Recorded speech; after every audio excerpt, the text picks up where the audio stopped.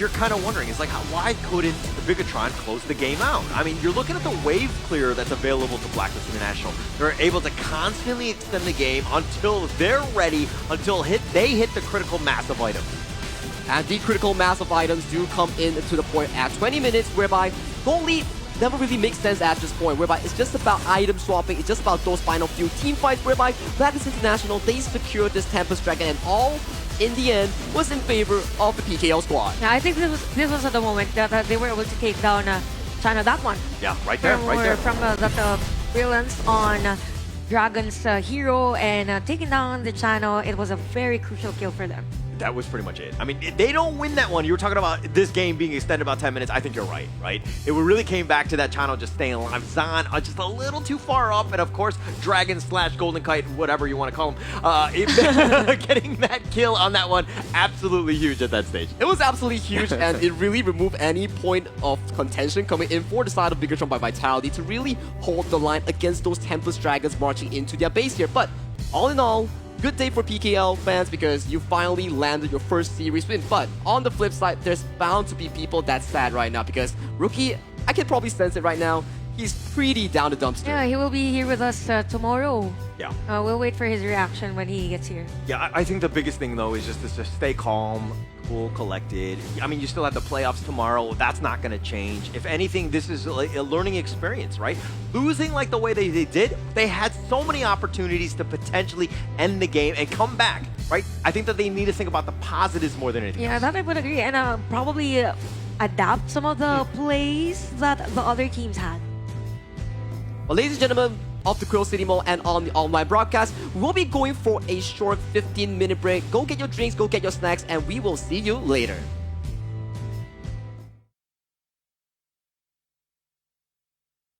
Will you live for real? Join the party.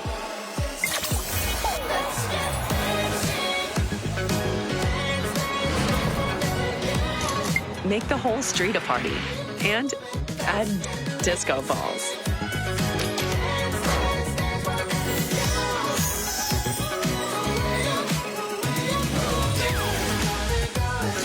Realme 15 series. Live real in every shot.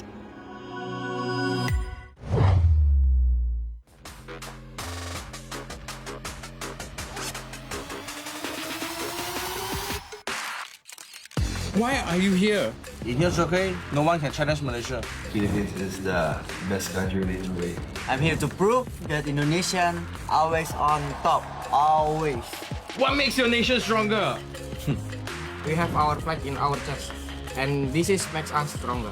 Of course, Malaysia lah, because we are the strongest region. Malaysia boleh. Who do you think will win nation clash? You ask a very good question. Of course, Malaysia. Serious? Come on, bro. Of course. You see this? Yeah. I think we're gonna win. Now our team is underdog, and no one see us, no one smell us, and when they see and smell us, it's already too late. Because Wetrnd is very aggressive, rotations don't even matter. We're gonna everywhere. Aggression? Killer. Because Malaysia, we got discipline. They call us the comeback king. Ultimate battle, it's nothing new, bro. We always do it all the time. We play the game how it's supposed to be played. We different level. We level so high. Ah, so boring. Come on. So high. So high. Winning is not just part of the game. It's a style. My team is handsome than yours.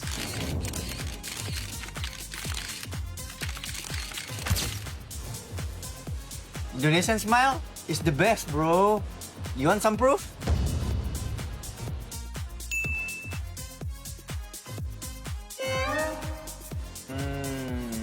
You see this? Why is everyone talking about the game? No one's talking about the food. You can't call yourself the greatest nation without the greatest food. Huh? You really ask me that question lah? Of course, Indonesia food is the best lah. Huh? Malaysia food is better because we got nasi lemak, roti canai. Come on, bro. Nasi lemak. Got one word for you. Flavor. You bring the spice. Again. Char kway teow, rojak. Indonesian food, the best, bro. We have Indomie. All the food is very good. Indonesian rendang is the best, bro. Have you even tried sinigang, adobo? It's S tier, bro. Adobo? Nice man. Filipino food is the best! Make me! I'm Malaysia is better!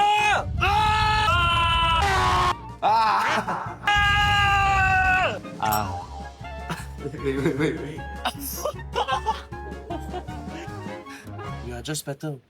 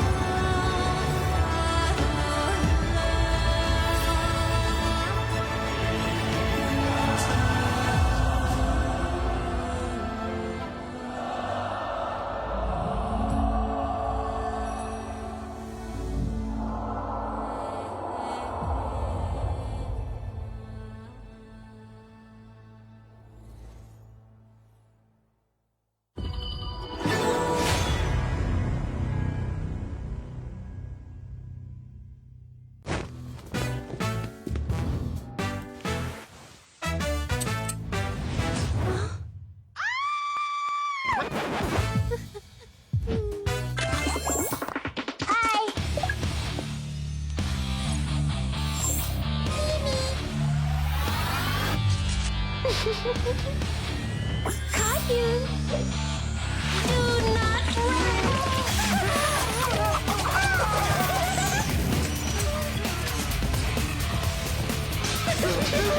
I like that.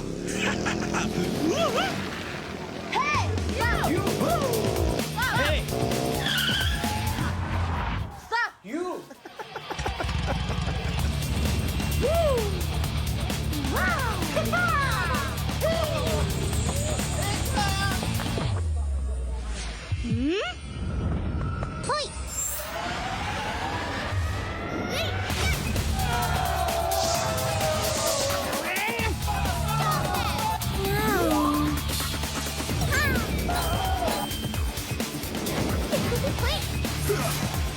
Cheers!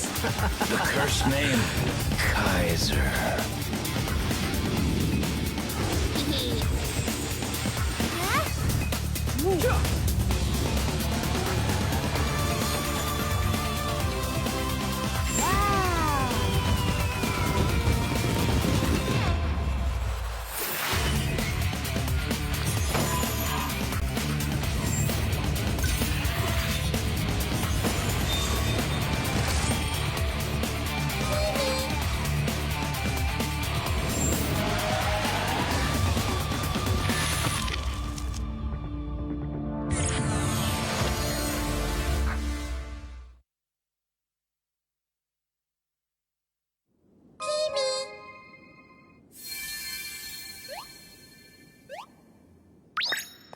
Hello. I'm a spriteling. This world is so strange. Happy people are colorful. So beautiful.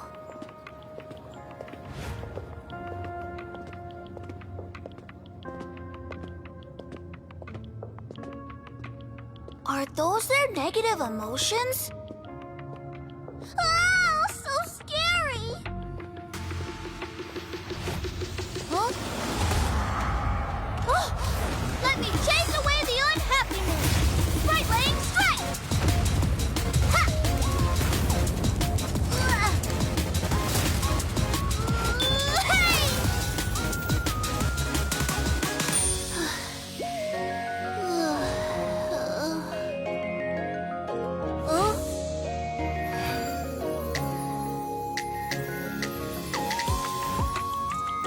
I'm a spriteling.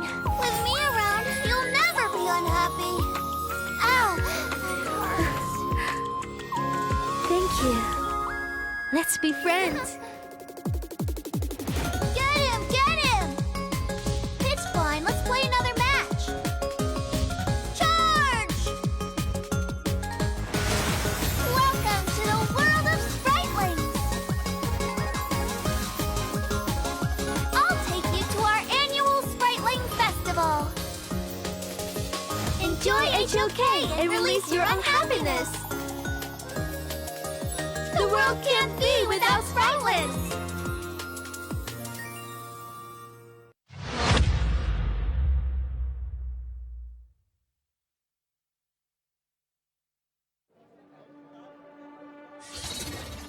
Daewon, won't you come out to greet an old friend? All this noise. How unrude.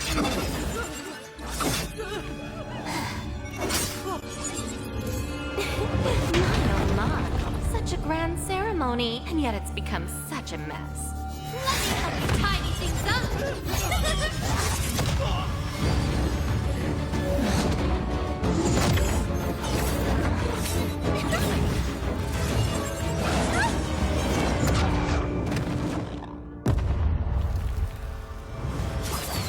It's almost time.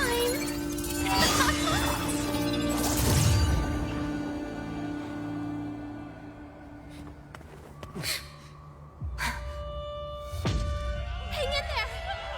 We'll protect everyone. Someone will come to help us. Who will come to help us? No. How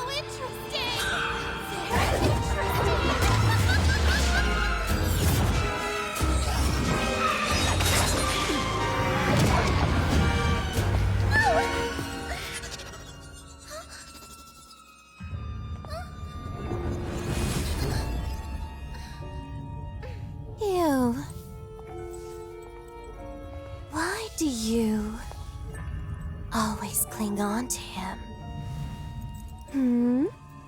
Austrian. It's been a long time.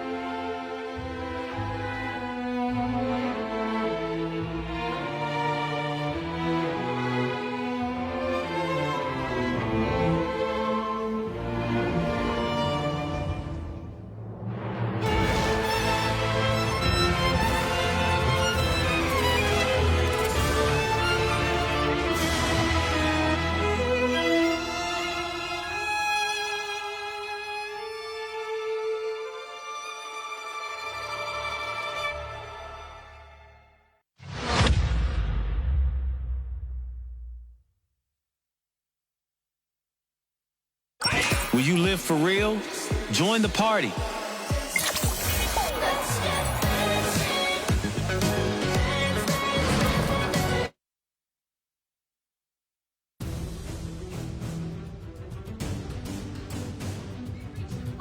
Of day 2, and the fire of national pride burns brighter than ever.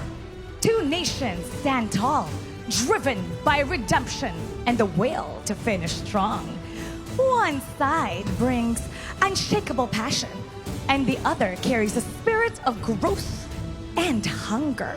Now both are determined to bring glory to their nation, and they know that every move counts because it's the chance to show what they've got. And now we're about to start the final match of the second day of Honor of Kings Nation Clash. Introducing from Indonesia, a team of rising stars and tactical masters determined to rewrite their story on the international stage. Let's welcome Alter Ego Esports!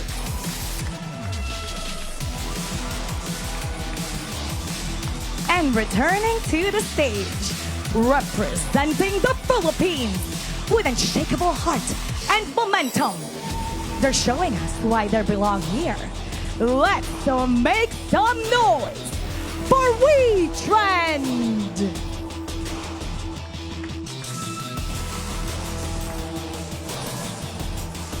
Let's bring the coaches and seal this with a spirit of sportsmanship. This is the final battle of day 2. Indonesia versus Philippines. Both teams hungry for redemption and victory. Two teams, one goal to close the day with a win for their nation. Casters, lead the gorge. What a way to end day 2 of the knockout stage. We are yet to see another Indonesia versus Philippines. Alter Ego Esports, first time we'll be seeing to play today. Yeah, Alter Ego Sports is going to be Newbie, Icy Tail, Decoy, Zhenchao, and of course 1TUT. This is a squad that were voted highest going into this one, the most popular team from IKL, making an appearance here. And yeah, while things haven't been great all the time, this is still a team that is still finding its footing. Finding its footing, they will need all the experience that they have harnessed from the IKL to really put up a showing against the likes of Wetrnd Esports coming into the Kings Nation Clash. But I do have to say, for them, it is all about experience, all about building that path, that roadmap to the 2026 year of the Honor of Kings Esports ecosystem. And of course, aside from that, aside from Alter Ego Esports, they're playing against a team that played earlier. We have a Wetrnd Esports. They won a game against APG, a more stronger team, if I might say, for HOK. Anything that we could say about this? I think coming into this series, especially against Alter Ego Esports, things are gonna get bloody here because we know from the playstyle of these two teams, they love to brawl and they love to be fighting for those team fight wins. Yeah, and they're going to be made up of Maze, Aaron, Arise, Syndicate, and of course Darfin. These 5 guys like to fight, as you were talking about earlier, right? This is a team that's not scared. There are definitely some moments where you're like, wow, these guys are completely on point. But there are other moments where they're like, Should not have gone for that one. A little inconsistent. And you know what, for today, I have lots of discoveries for most teams, particularly for Blacklist International and Wetrnd. They're more like into a very chaotic team as compared to how they played on PKL. And speaking about chaos, one role that could bring chaos to the other team are the junglers. We have Arise and Zhen Xiao. We'll look at the head-to-head again. This is from their statistics on their respective regions. Anything to look forward? I think anything to look forward is the experience coming in from Zhen Xiao. He's been in the scene for as long as I can remember. Coming into Honor of King Global, he has been the key leader here coming in from Alter Ego here. But for Arise, it's only been a small transition phase, but he's been making his markers, especially in the PKL, having a smooth group stage with the likes of Wetrnd Esports. But it was down to those playoff moments that he really started to show that lack of hero pool that could really damage Wetrnd in this best of 5 series. Yeah, I would agree with a hero pool, I believe, but with the average KDA, it means that as long as they get it going, then it's good for the team. Now, team head-to-head, we could see a huge difference between Wetrnd and Alter Ego. Wetrnd is leaning on those, or leading in all departments. Yeah, and I mean, this is the head-to-head. They never, obviously, have not played against each other. These stats are from when they were back in their league. Alter Ego, obviously, with IKL, as well as Wetrnd from PKL. But, you know, Alter Ego did not have a great time. Let me be completely honest. They only beat 3 teams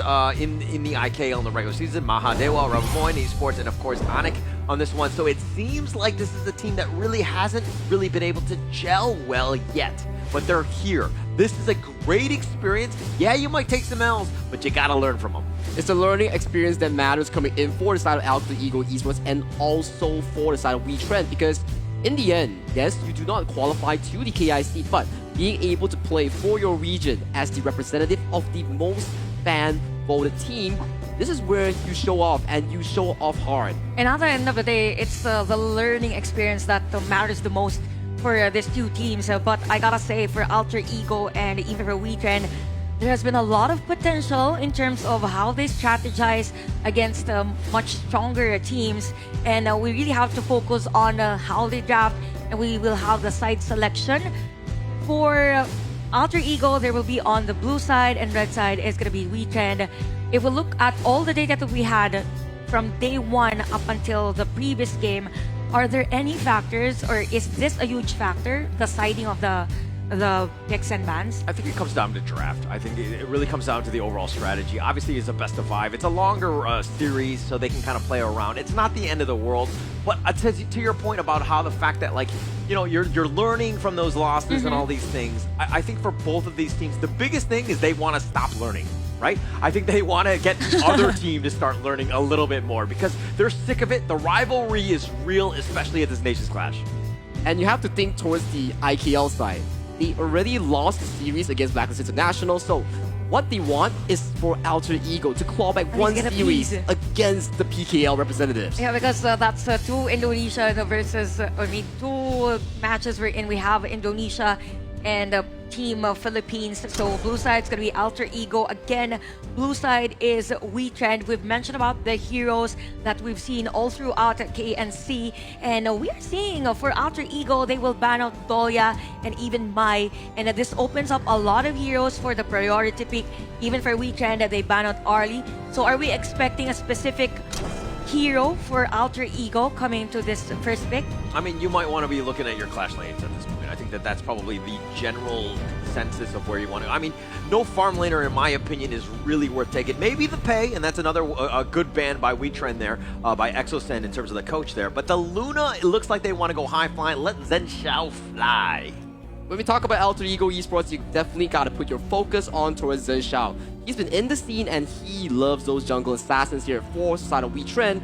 There's still the picks like the Diadea, like the Yangjian Dolia, for example. So these are still up and available, but sorry, Dolia has been locked away from the side of AE. Oh, I was thinking for a Wetrnd, there's a high chance that we might see a U1 on this, or probably take another hero. So it's going to be U1 and the Aohin for their hero composition. So it's more of a mixture of, let's say, crowd control that has sustain and high DPS later on for this game. And I think it was, no, it's not I think, it was Alter Ego that played Garuda yesterday. It's just that it didn't work against the APG, but this is a time wherein they take the redemption plus the sunset.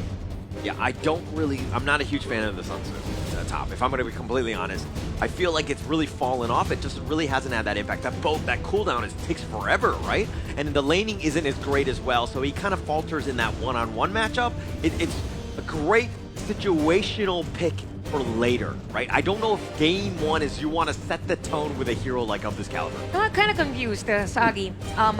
The sunset was picked even though Dharma was open. What's the reason behind this? I think the main reason behind it as well, you have the likes of the Long and Yuan, you have the get out of jail card that we talk about in the form of their ultimate. So once you go in as a Dharma and you can't find a finishing blow, you best believe the Yuan and the Long will press that ultimate and they will bail to safety. Okay, so a pretty decent hero composition for both. Again, we've heard the thoughts of a Holler on this is sunset. It depends now for Alter Ego as to how they will execute on this one. But we will see an upgrade ban for Alter Ego. So there's no jungler yet for Wetrnd. Given the fact that you have nice composition already for Wetrnd, are we expecting an assassin so that it will play fair against the Luna? It'll be interesting because one of these picks that Wetrnd could really pull out of their pockets could have been that floorborne tank that they have found success with APG in the first series of the day here. So bear in mind, coming into the second phase of the draft, more of these roams and more of these junglers coming in from both teams will start to be removing from the pool. Yeah, of course, as much as possible, you want to secure like a hero that is very sustainable, has crowd control. I think for Wetrnd, they both had the piece. And look at the focus on limiting the heroes for Arise. I mean, for those who are not familiar, for Wetrnd, they're known to be a team that heavily relies or gives space to Arise as much as possible. Hence the heroes like the Lady Shens, the Xiao Chaos, because those heroes are not really item dependent. They're not gold dependent. But it's going to be Yixing now for Wetrnd. Yeah, I think that it's going to be, you're trying to lock Luna in a box a bit. The board is going to do a decent amount, I mean, potentially, right? But then you have that Dharma with you can knock him off in terms of hitting him on the backboard. This is a nice little combination. They need control. They need to figure out a way to control the Zen Xiao Luna here. Zen Xiao Luna will be one of the key factors coming in for Alter Ego success here. For Wetrnd Esports, just like Hollow mentioned here, Dharma, Yixing, a very good team fight setup that's being drafted overall.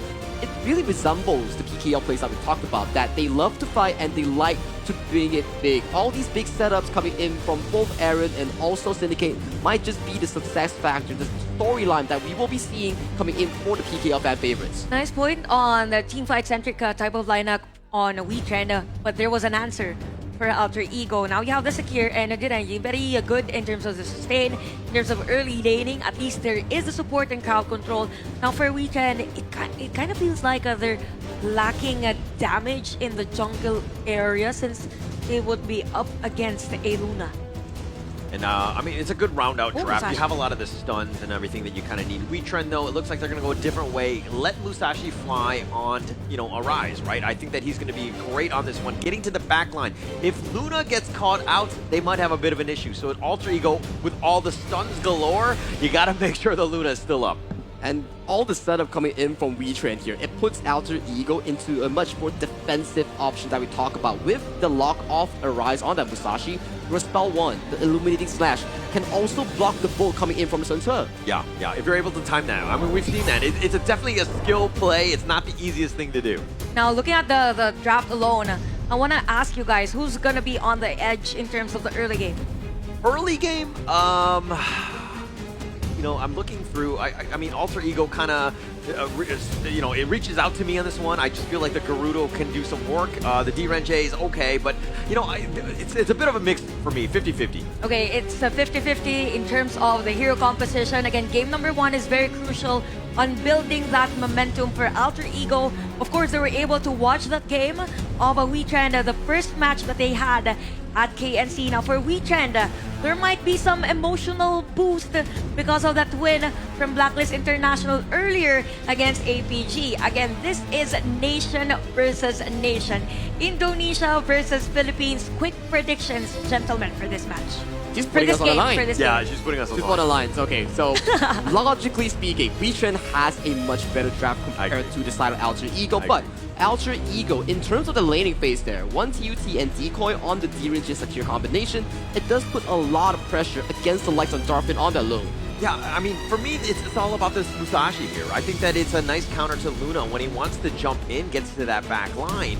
But if the Musashi is somehow baited out by others, because you have a decent amount of stuns that can control him, you might have a tough time. So it really comes back to the vision, how the teams are going to end up fighting. I do think Alter Ego, it's about execution, but overall draft, I like Wetrnd. Yeah, of course, for Wetrnd's lineup here, I mean, you have the composition that could go slow burn and at the same time the control. I believe for most cases, when we see Yixing in a lineup, it's more of them dictating the tempo of the team fight. You're having that specific area wherein you will want to go for an engage. Now for Alter Ego, since it's more about crowd controls and such, you have to sustain and high DPS, fast clearing on the Garuda. Let's expect that this is going to be more on the chaotic side, while for Wetrnd, it is more on the systematic side. Yeah, but you know what? I like these two teams because they like to fight. All right, and that's fun, right? It's not the most strategic at times, but at the end of the day, I just want to see them brawl, especially in game one. Again, this game number 1, we have Alter Ego versus Wetrnd casters. Thank you so much, Chantel. As we get into game 1, this is of course the third match. It's taken us some time to get here to figure out exactly how these teams are going to be seeded at the end of the day. We saw Blacklist International put a W on the side of the Philippines here, but look at how Wetrnd looking to take that momentum and being aggressive now. That's the early game punishment here, coming in for the side against Zhen Shao's jungle here. Minimum you can do, make sure this Luna doesn't have the best of the early game here. We do see a Mulberry Power landing onto his base here, but with man advantage, they do indeed take that Fire Beat. It's going to be huge for them to, like Wetrnd, to limit Zhen Shao as much as possible.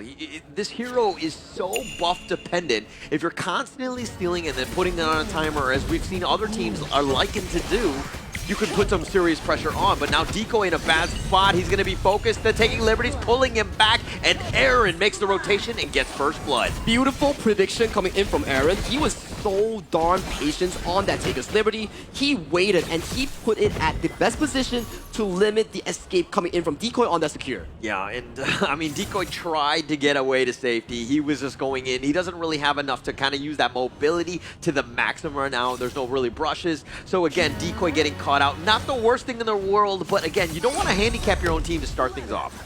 Start things off, as you mentioned here, we do see a bit of a mid-push being attempted for the side of Wetrnd Esports. They do get that mid-pin priority and translating it into another Wild Boar steal for their own taking. And look at how Wetrnd are just counter, jungling, so to speak. They understand what the mission is. Stop Zhen Shao. Let's take away as much as possible, invade, and he's going to be walking around and be like, hey, where are all my camps?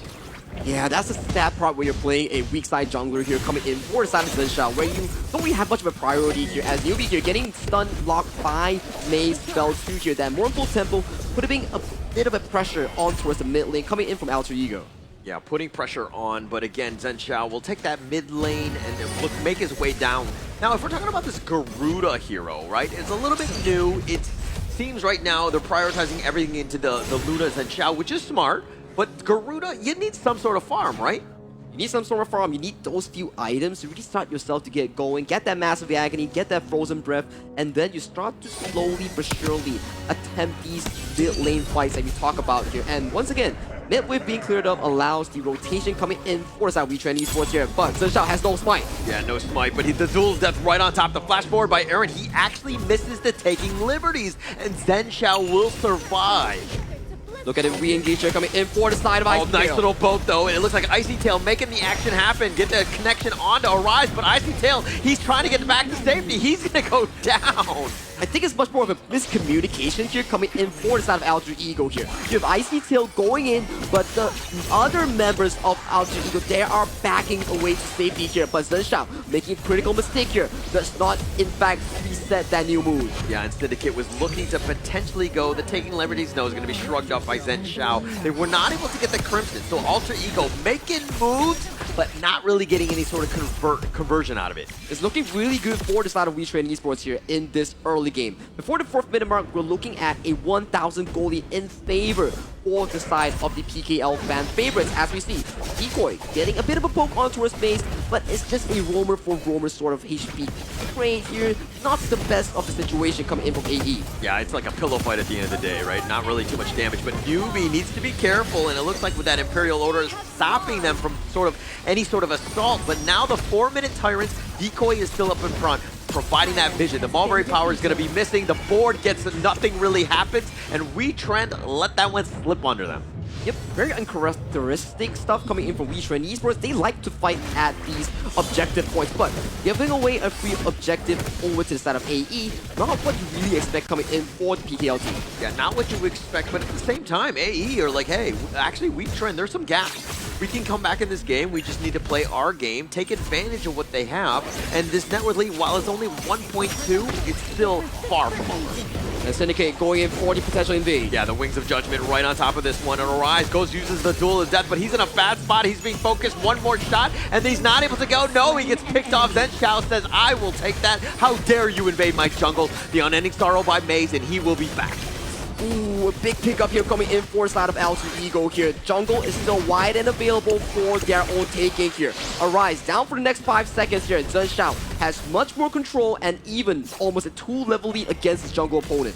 Absolutely huge, right? 2 levels. I mean, Arise just hits level 8 at this point, but he is very far behind. It's one of those things where, like, he will be behind, which is okay, but you just can't falter off too much further because you are the guy to stop Zenshao. Exactly the case, right? Whereby we're looking at this Musashi. Yes, you're due to the death, do remove healing, but you are falling severely behind in that 1v1 matchup here. But hang on a moment, though. Icy Tail gets set up. With that truth, Icy Tail gets on his boat. He's going to get back to safety. Has to use the flash, and he's going to lose the top T1 as well. So a huge win for Wetrnd.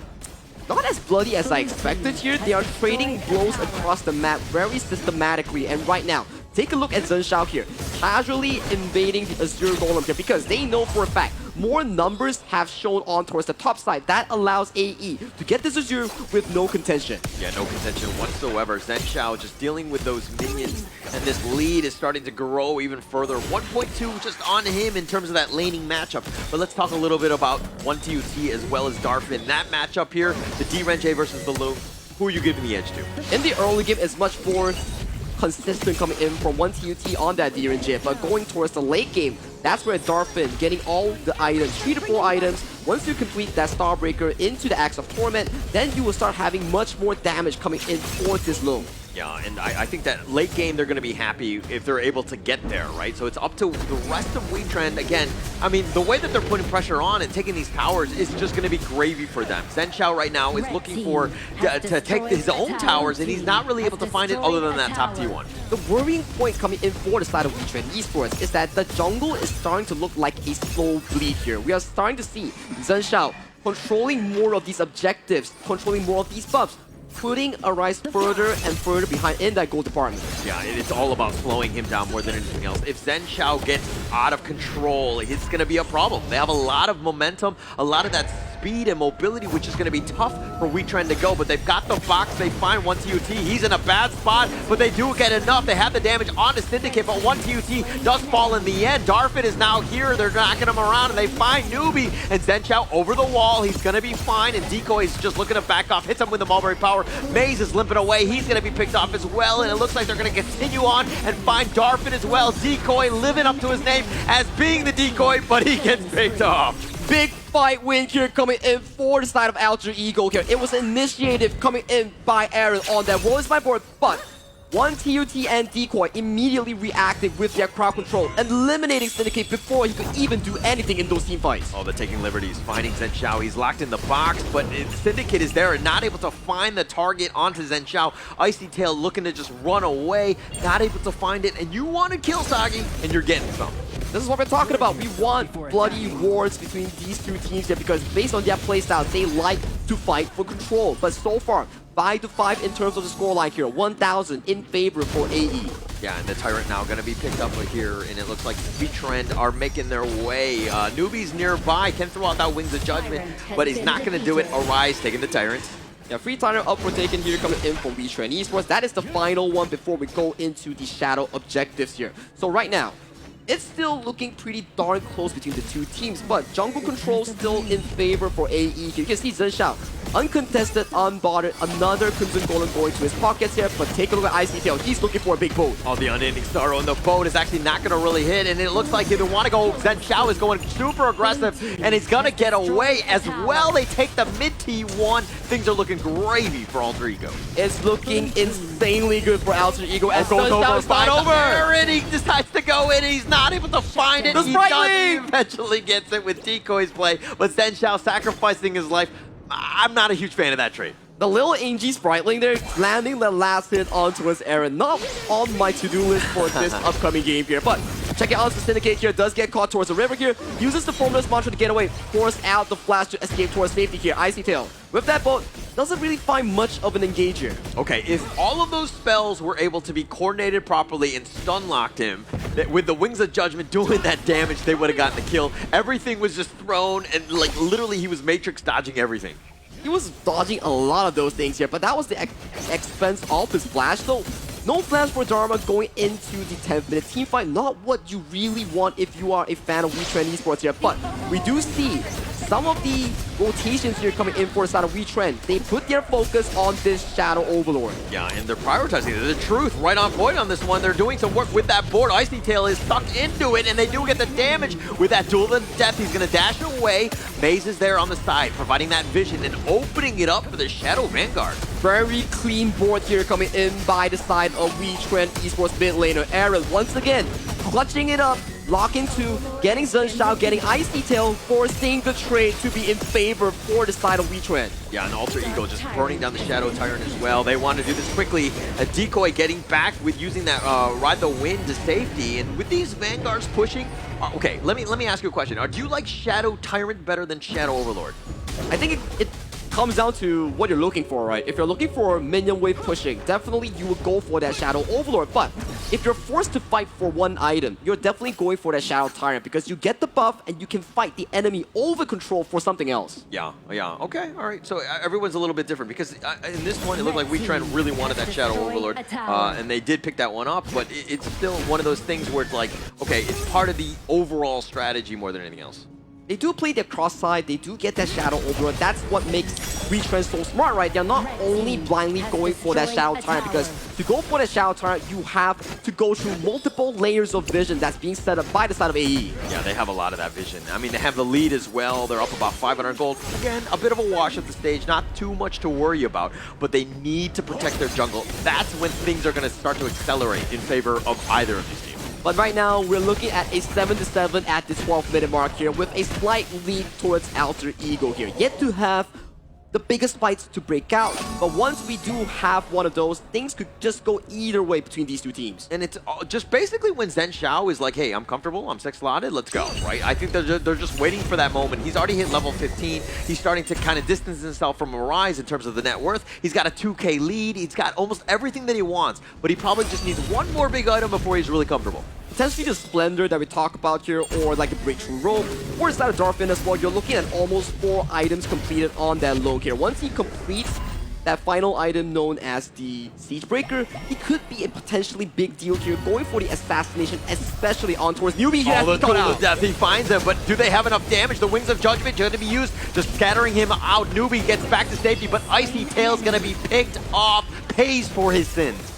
Ooh, big play here coming in for the side of Wetrnd here. They do engage on towards Newbie here, but the person to really get punished on in those attempts was Icy Tail coming in with the re-engage here. I gotta say, Maze with the clutch heal and clutch redemption, saving his jungle from danger. Yeah, and that's pretty much what you want. You gotta save your jungler more than anything else. And I mean, Wetrnd right now, they have a slight edge in terms of at least map control. If you're seeing exactly how Darfin is up in front, finding Decoy, who has to actually flash, he actually goes the wrong way, Ride the Wind, but he's just dragging them away. He's just trying to use his mobility to the maximum, but he's been slowed down, and this man is so hard to lock down, but they will find him. Give it to Darfin. But top side though, we see Zhenxiao here utilizing the wave to crash into the base here, so that is still a decent advantage in terms of the map movement coming in for the side of AE, but Decoy, just like his name, acting as a decoy. Yeah, actually even smart, right? I mean, it was all bait in that regard. Zhenxiao using that space in that top lane with that push, huge, right? I mean, it's probably better if Decoy didn't die, but again,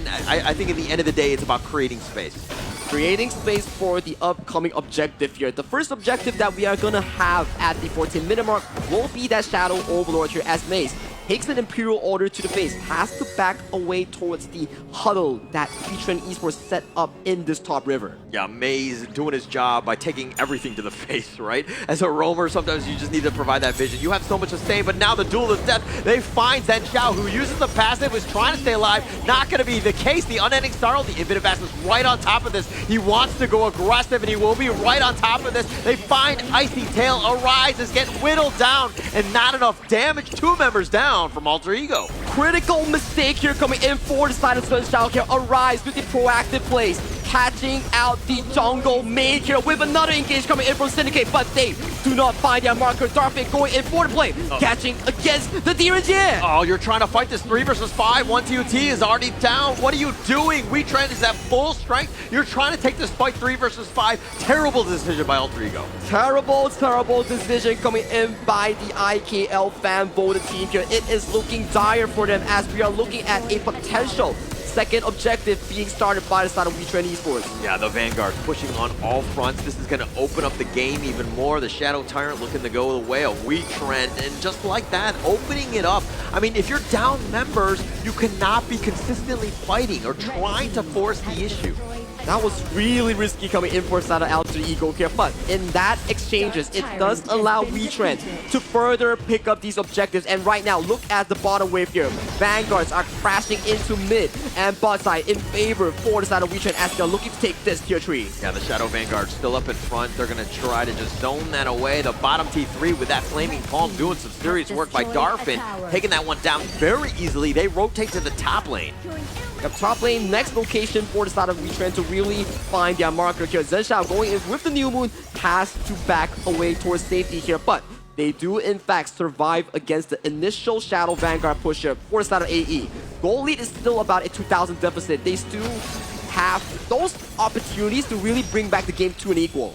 But they do have wave clear. I think that that's something that Alter Ego will be able to kind of rest their laurels on. They're going to be able to go, but here comes the boat. Wants to go for the backside, but 1 TUT has already been down. Zen Xiao just trying to find the 1 versus 1. Aaron has been killed, and it looks like Arise has been taken out, but the top T3 has been gone on. And now Zen Xiao finally gets picked, but Arise is killed as well. Icy Tail almost goes in for that one with that Mulberry Power. And now Maze is just running away, and he will keep everyone up. The sustain is real.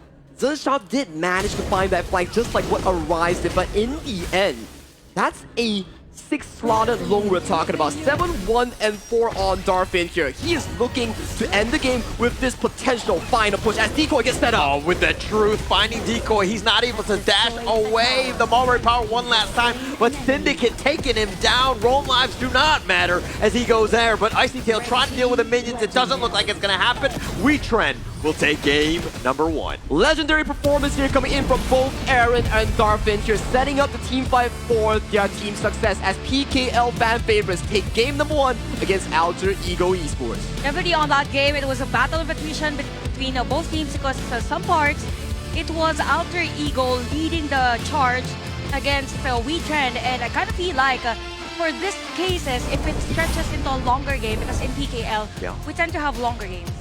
We even had around 26 minutes, something like that. So it's the strength of PKL teams, particularly for Wetrnd. Sounds like you're bragging. No. It sounds like, oh yeah, we play MKL. How do they play with only 8-minute games or whatever? But no, I'm giving my Alter Ego, I'm giving them my energy. I'm trying to get them back into this series, like as the Indonesian representative on this one. But yeah, no, I understand that. The way that they were able to play, it didn't seem like Alter Ego were too comfortable in this game, though. Yeah, definitely, because for most cases, or for majority of the game, it feels like for Alter Ego, there was a bit of a slack for some parts wherein that was where Wetrnd was able to somehow lessen the gap. I think in a team sprite perspective that we talk about, individually, I think Alter Ego, every one of them has what it takes, but putting them into a team, you can start to see the teamwork coming in from Wetrnd Esports is much more superior compared to Alter Ego. Now, looking at the heroes alone, you have 9k gold for this Garuda. Does it mean that it wasn't that effective as it is expected from a Garuda with this type of lineup and playstyle that Wetrnd brought on that game number 1. The Garuda wants to use the Wings of Judgment and just kind of poke and prod from afar. If Wetrnd has like the Musashi going in with a Duel of Death, that's pretty much GG for, you know, the Garuda. He's not going to survive that much longer. So you want long sustaining team fights more than anything else, and it didn't really play into the hands of Alter Ego here. So it was indeed a hard game. Yeah, difficult. For the Garuda, it was very difficult for them to make it as efficient as possible. And we're looking at the overall stats of the game. We have shared the peaks, or actually it was almost equal for Wetrnd. This is close to around 50,000 if we average the damage dealt between these players. And I think in terms of draft as well, being proactive really is one of the key factors here coming in for Wetrnd Esports, whereby we're starting to see Aaron and Arise look for those aggressive plays, allowing Darfin to play really safely on that low. And then you have Syndicate utilizing the wall being laid down by Aaron to find those big plays. And speaking of big plays, everything happened really fast on that game. See that dip around 15 minutes. I think it is 15 minutes. It started with 15 minutes, stretching until 16 minutes of the game, almost 17 minutes for Wetrnd. It's all about control. Again, most parts there was a trade because both had an each of the Tyrants and even the Shadow ones. So it feels like, again, for Wetrnd, it's just them taking control all throughout the game and just rapidly focused fire against Alter Ego. Yeah, but they had to earn it, right? It's still moments where Alter Ego were definitely in the game, but the MVP of that one, it looks like it's gonna go to Darfin. I think when you're 8-1-5, making those kills and those plays that you were making, I think you're gonna have a great time here. He was having very aggressive infinite fastness, going into the backlines or into the hearts of Alter Ego and making big plays for his team. I do think that everybody in terms of the side of Wetrnd Esports really put up a fantastic performance, but MVP deservingly goes over to Darfin because of his consistency on that low. Yeah, and he is basically like a support system early parts of the game, but at the same time only had one death for game number 1 despite it being 17 minutes of this one. And we've mentioned about the gold conversion, 23% converted to 25% damage is an evidence already that it was an efficient all-in play for Darfin. And now that we look at the highlights, are there any takeaways all throughout the game that was considered to be the turning point for this match? I think if we really look towards the replay, we're starting to see more of these plays that are more I would say like it's like not really well coordinated coming in from Alter Ego, whereby they are being caught left, right, and center, but never as a 5-man unit. They were never taking fights as a team. Yeah, it seems like they have the solo ranked game mentality, right? Where they're trying to make the play, but they're fighting 1 versus 4 at times.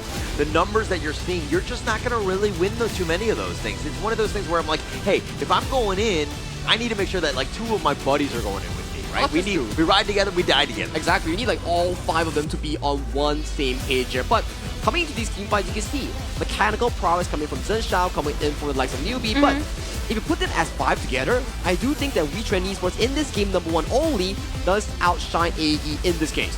It just means that for Wetrnd, they were able to pull off the natural flow of things with that type of hero composition. We've mentioned that they want team fights, but more on the controlled side of the game. So for Wetrnd, it's their strength, the slow push again, or slow positioning for every team fight with the Yixing charging in on those supports.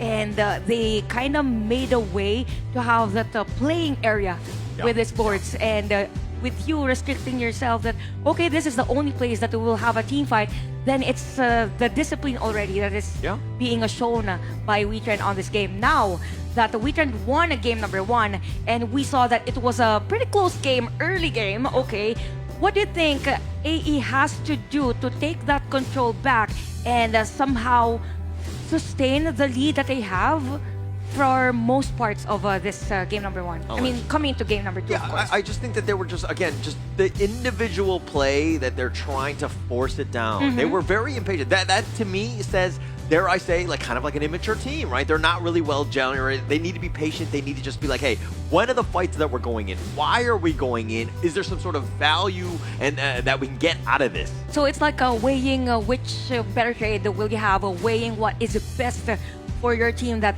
what matters the most. So right now we could see the global picks for both of our teams. By the way, red side is Okay, blue side is gonna be Wetrnd and red side is gonna be Alter Ego. So there will be a shift in terms of the prioritization of heroes for this. Expect that there might be fans on the heroes of probably Arise coming to game number 2. Yeah, I think that he's got to be that number one target, right? He is the guy that will just kind of set things up. And I mean, the space that was provided, right, even by Arise on this one for Darfin, right? You're kind of thinking, maybe I go attack Darfin. But overall, I think that you're going to have more of an impact if you attack Arise. I think in terms of the ban pick here coming in for the side of Alter Ego Esports, it's not to say that you really need to target a specific person, but to build a relevant draft that your team has a full-on same site on that could really execute with the same picture. So given the fact that the strategy or playstyle of both teams is leaning towards those aggressive plays, more on heavy team fights, then we must see these players have that synergy with the heroes that they use. So it's all about having this hero that, okay, you have the crowd control, you have the layer of another crowd control, and then the damage as well. So now we go to the draft again. The blue side is going to be Wetrnd, and we have Alter Ego on the red side. We've seen the Dharma being banned and even Mayin. Now, it's the same story for Alter Ego. They banned out Luna and even Ogran. It's just that it was a different hero for the second ban on the first game.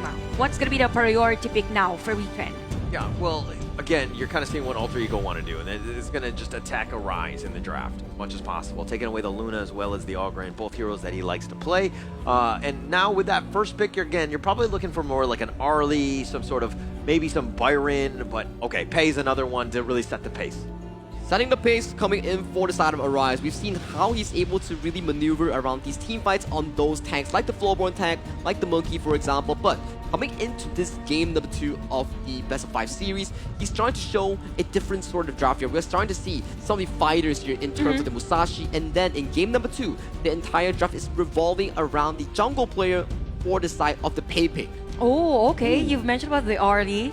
So, who do you think has a better trade? I think it's going to be Alter Ego because they got 2 power picks, having the Mai and even Arlie. But the good thing is that for Wetrnd, at least they have this potential or this opportunity to counter out these heroes. Diadea could be an option for them, or probably another hero on the Clash lane as much as possible. So you do have 2 power picks by Alter Ego. I mean, you're talking about the Arlie and the Mai, of course, but Pei at the same time is just like, actually, those targets are very juicy, right? So it really comes back to newbies play on the Mai.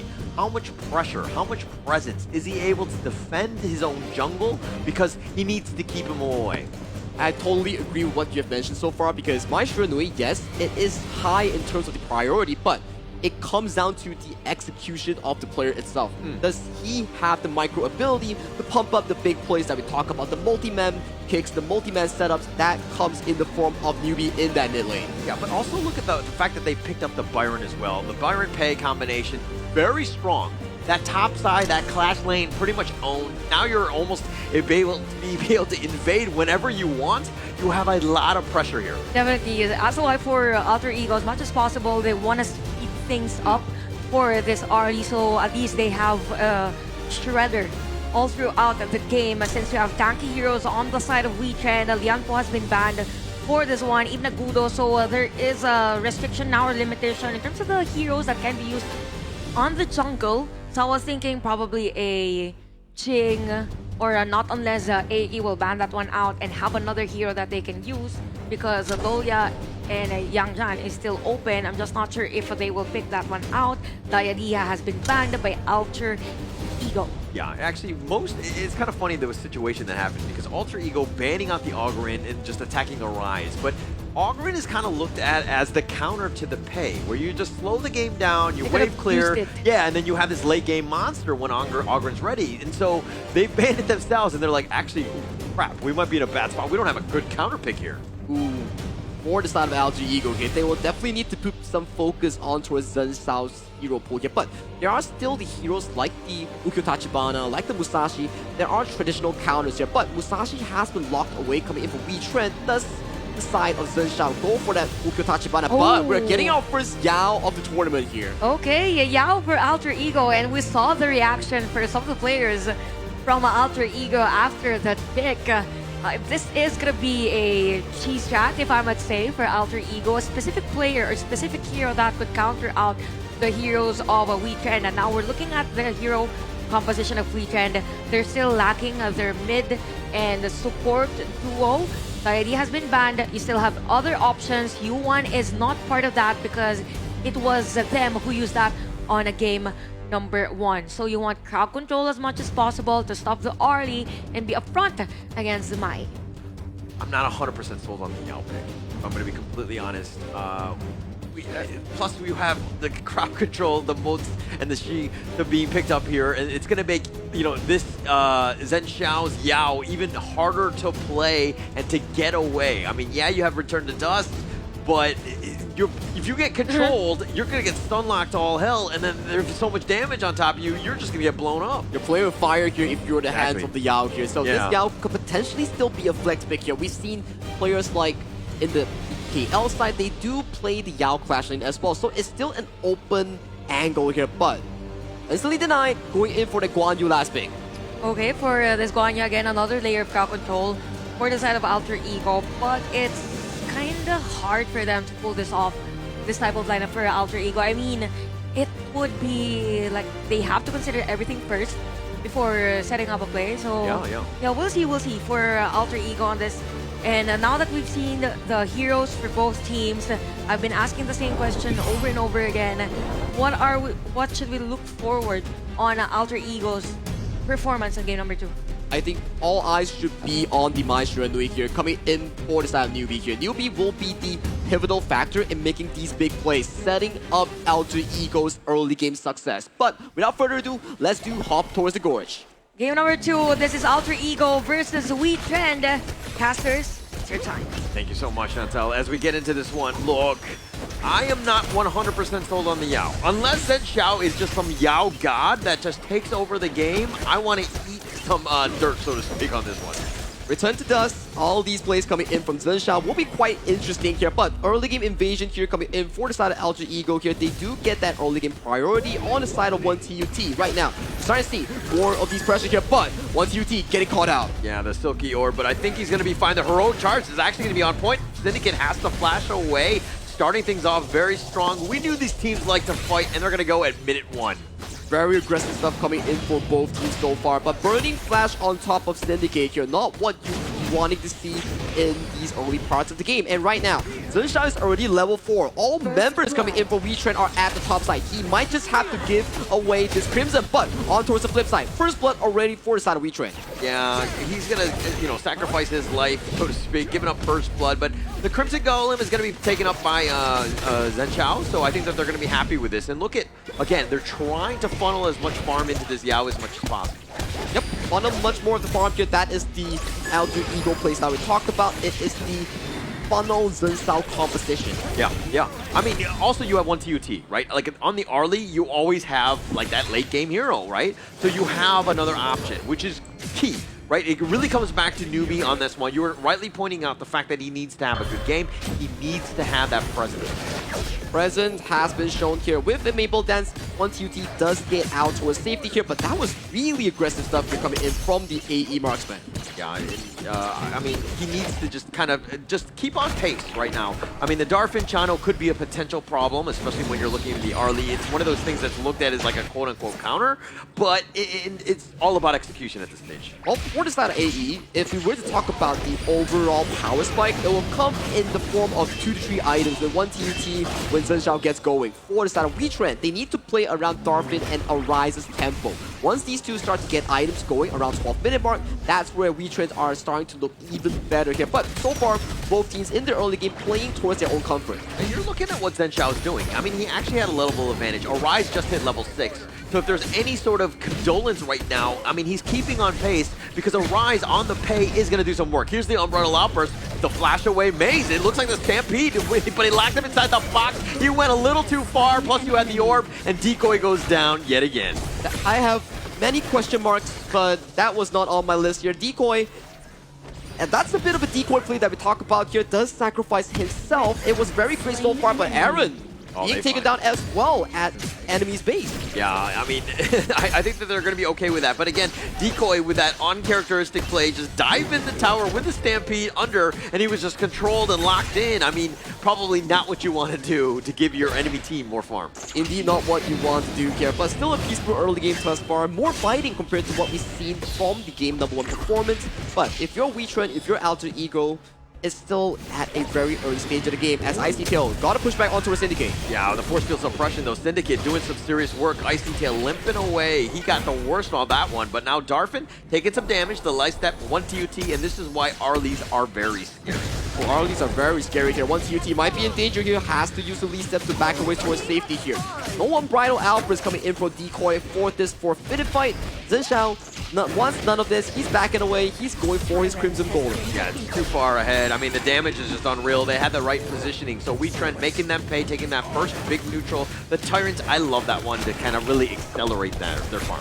Gives you more damage, gives you more wave clear. It allows the side of Arise and Darfin to hit these item spikes even earlier, but more pressure being put up against 1 TUT in towards this farm lane as we see.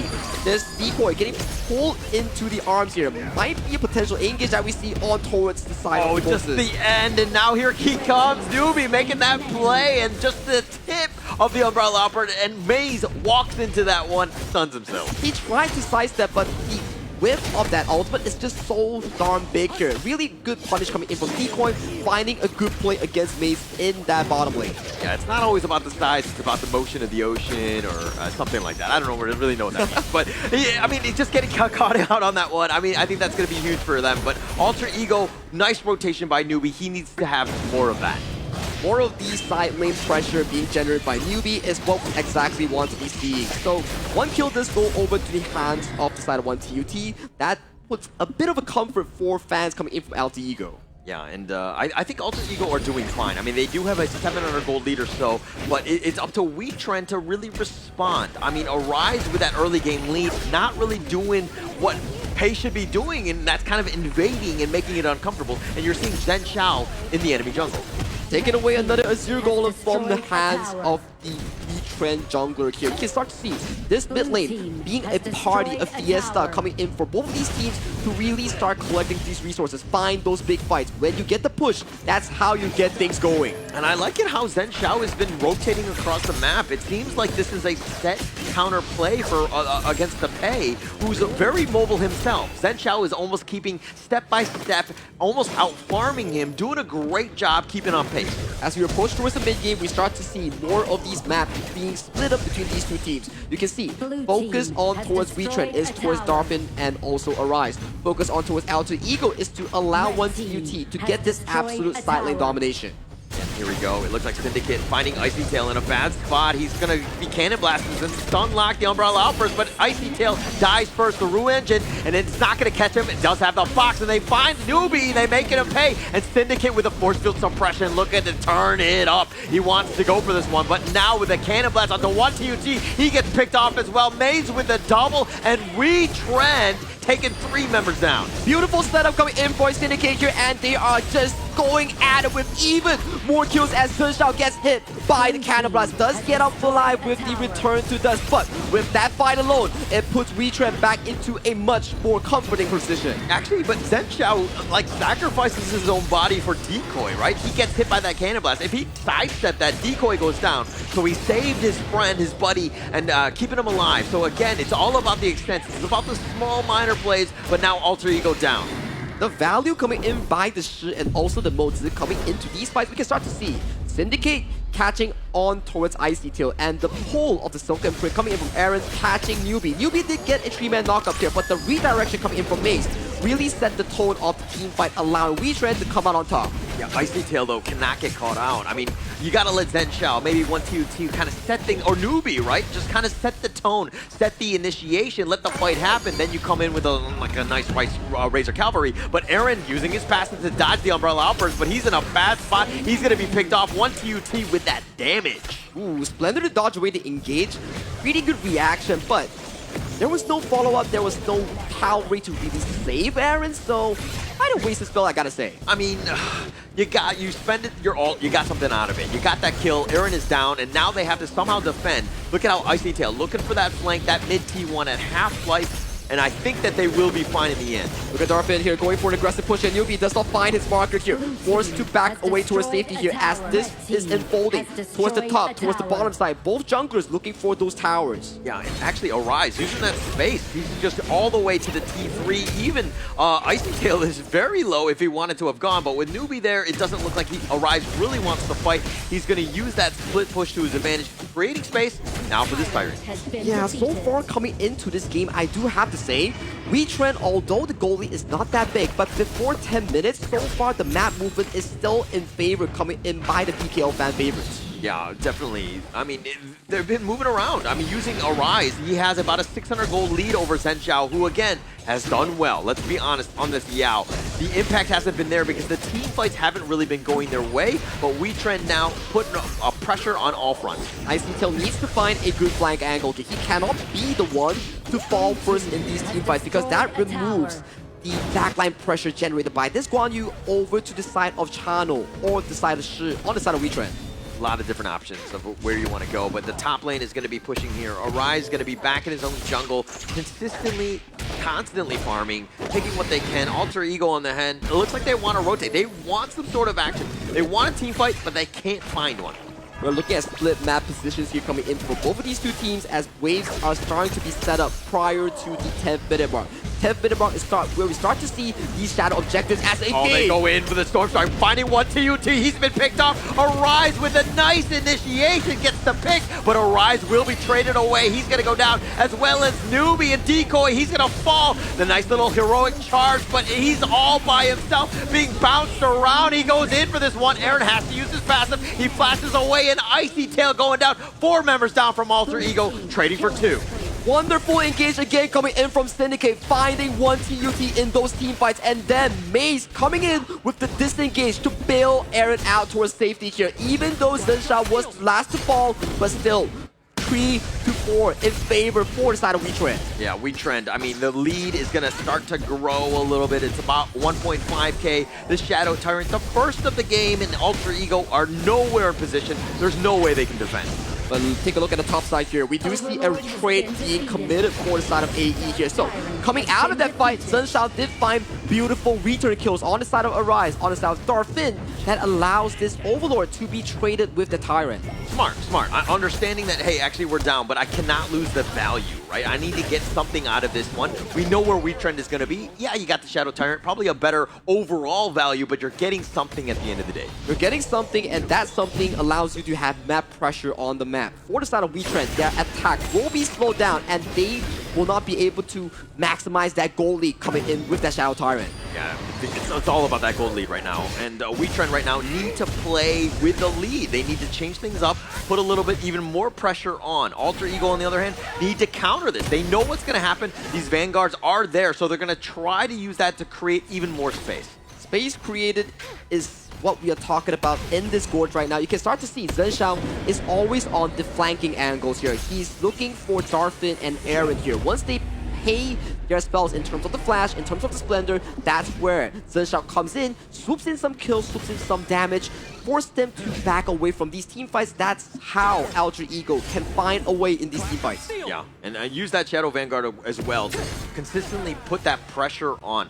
Zhenxiao, he's got 2 of his buddies nearby. They're looking for a fight. They want to go. And they're not going to find anything, but they're going to put this pressure on this top T2. 1 TUT all by himself. Slow, methodical mid-game here thus far, coming in for both of these two teams, respecting the timers here. Syndicate finding a bit more of these vision games here, but take a look at Darfin here, getting punched in so much on his health. Yeah, Zhenxiao doing the work of God, so to speak. The Umbrella Outburst just clipped him. Syndicate, that is. Zhenxiao was potentially going in, finding Maze, and now the heroic charge pushing him away. Aaron just trying to stay alive, but Icy Tail, he's going to go down. The box has been set up, but Newbie goes down as well, and now they want to go for Syndicate. The force field suppression, it's not going to be enough. Alter Ego is making it happen. This Zhenxiao has been amazing, but Arise looking to end this game. It's going to be a bit of a base race. Arise is looking to go for the crystal, and Arise from the back door takes this game. I had no idea that Arise was going for that backdoor. It was looking so good coming in from Alter Ego Esports, but think about it. Where was the pay? He was on a secret undercover mission and he found the crystal and he found game number 2 for the side of Wetrnd Esports. Everyone was so focused on Alter Ego finishing the game that they didn't even notice that Arise was there. What a backdoor play from our Filipino delegates during that game number 2, and it's match point for Wetrnd. And it's a juggle again between power inside the game, right? That happened between game number 2. And for Wetrnd, they're too focused. We could see and feel that they're very focused, that they know what and where to do those objectives. Yeah, Alter Ego was going in, and then they were like, oh, they were so bloodthirsty, they didn't count the numbers. And this is a problem because, again, Arise, backdoor, he has some serious damage. He had a, what, 10,000 net worth, so he's starting to hit like a truck, and he ended the game in a blink of an eye. It was very similar coming in for both junglers' playstyle, whereby Arise and Zensha was often be found in the side lane here, but one moment you blink, that one moment was enough for Arise to find that game-winning push, and immediately on the front side, you're like, okay, 3-2, but hang on a moment, you check the death timers here. Where's Arise? Yeah, that's true, and I think for this game, for Wetrnd, they really prepared in a way that everything is fit to have Darfin and even Arise have the best games yet, because with the itemization, you have the Frozen Breath, went straight for the Splendor for the Sure. It means that it is functioning more of a utility all throughout the game, and just have those crowd controls as much as possible to help the rest of the team. Now, if we look at the overall statistics for Wetrnd, masterful team fight, that's their strength. You have Maze and Dorfin at 83%, same goes with Syndicate. By the way, for Syndicate, he was at around the 1,000 gold lead as compared to his counterpart, Clash Laner, around 10 minutes. And it tells a lot how Wetrnd played on that game number 2. They're just focusing areas wherein they could maximize the potential output that they can have. Yeah, and look at the damage actually done by Arise. I mean, 27,000, actually the lowest of the game, but he was like that ninja. He was never really fighting. It was, dare I say, a diplomatic win because he was not really looking to fight more than anything else. He was just looking for space, and it's all about the macro plays, right? Being able to split push, very smart, because again, if you're able to steal a win like that, that's got to be so demoralizing for all three. And they maximize that space because from time to time, we see the pay or we see Arise at the top lane doing the split push and all around the map. So we could see at the graph that, early part of the game, it was a juggle between the two. There were moments of glory for Alter Ego. It's just that because of those macro plays that we're saying, for Wetrnd, they got very effective, and the players that are meant to be top in terms of gold were able to pull that off. It's within the 2,000 goal lead as well. When we talk about, it's not to say the biggest of the leads coming in from PKL, but when we talk about a 4v5 upfront coming in for the PKL representatives, they did indeed come out on top, and they found those markers for the side of Arise to find that backdoor push. But Chantel, who's our MVP? I'm not sure everyone played a piece on that game, but definitely our MVP. We've been mentioning this guy early on. We have Arise on the pay. I mean, that backdoor is something that people will never forget. Yeah, everyone was focused on the team fight. Everyone was focused on Alter Ego at that time. KDA, damage taken, none of that matters. Right. If you're able to steal a win like that, you're the MVP in my heart. Because again, it was looking really bad when that fight was happening. Alter Ego was like, oh, we're just rushing it through. We're able to just seize that top T3. Things were almost too easy because they were down a member. They did not count all of their chickens. Aside from the diversion, of course, of attention, we really have to commend also his teammates, because without them forcing a team fight, like making themselves that, okay, you can kill us, you can actually win the game. And because of the diversion on the play, it was very effective for Arise to do that backdoor play. But all in all, we could see a juggle again between Wetrnd and Alter Ego most parts of the game. It was masterful edge, okay? Like, there was team fight right then and there, left and right. Everyone was ready to fight. It's just that for most cases, it was Wetrnd winning that initiation. Whenever there is an initiation, there is a conversion into a kill or on an objective. Yeah, this game is really back and forth. This is pretty much what we wanted to have seen, right? And it looked like dire for both squads. I mean, that was a nice little heroic charge, but it was like at one point, Icy Tails was like all by himself at that point. But then this is kind of like that moment where, like later on, where Alter Ego get back into the game, they start to go, and then Arise completely free bottom lane, taking the game out, and with that damage, the reaction was just way too slow for that. It's the decision making that we talked about that really put Arise in that situation, because you have to think between, yes, do I go back to help my team, or do I really go for the Hail Mary play and go for the game-winning push? But in the end, Wetrnd Esports, they found into a similar decision making whereby, okay, Arise, you go for it, we stall time for you. And what benefited also for Wetrnd is that the two players left was the Shir and even Motsu, so the linear damage or the linear skills that I can give against the players of Alter Ego literally stopped them from going back to the base. Yeah, I mean, the range was there. Even they want to pull away. Yeah. Okay, we can hit you with those skills. Yeah. And again, masterful play for Wetrnd at the time. And it seems like for Alter Ego, they're a bit faltering for the latter portions of the game. So it boils down again on the decision making. So what matters most is the decision now in terms of the heroes that they will pick. Come game number 3, this is their only time to stretch this game.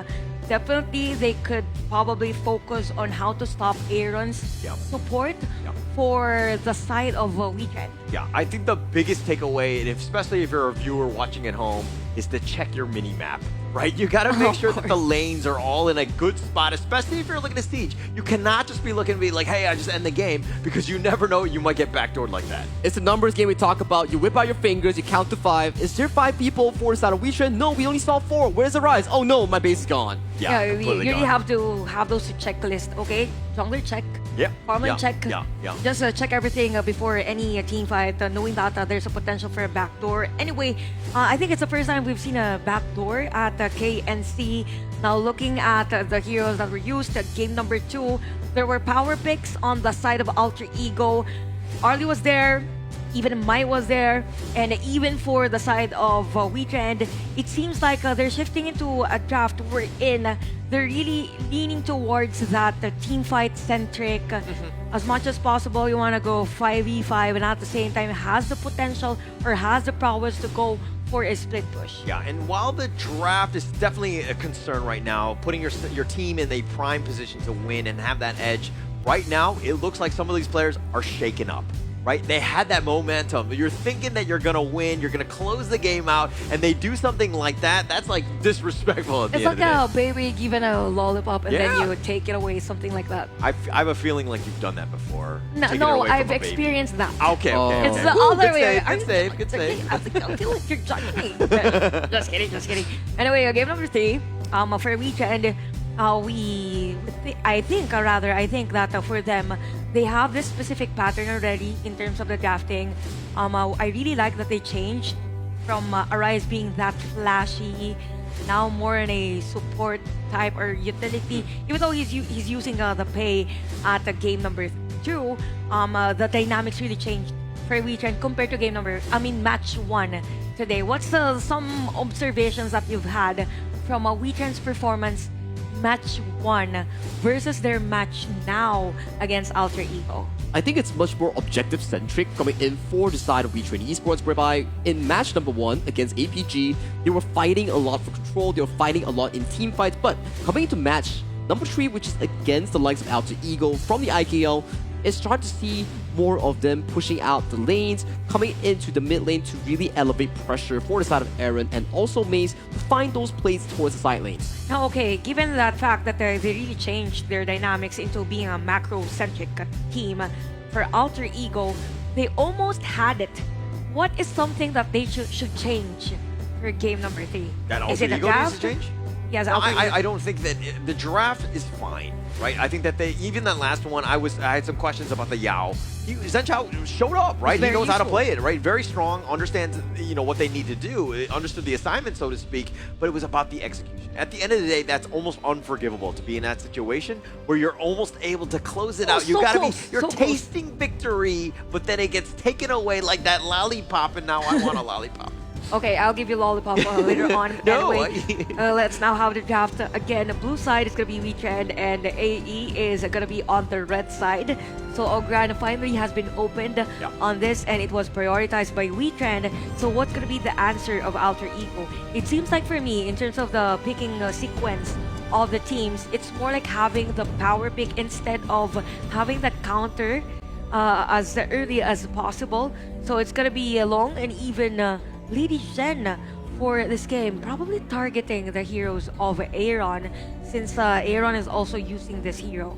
It's a bit of a give and take situation whereby you take away the Lady Zen over the hands of Aaron, and then you're also utilizing the Lady Zen to really put up against Ogren in that counter department. Once he comes in with the Conductor of Souls, you use that ultimate to really disengage your team from that jungle pick.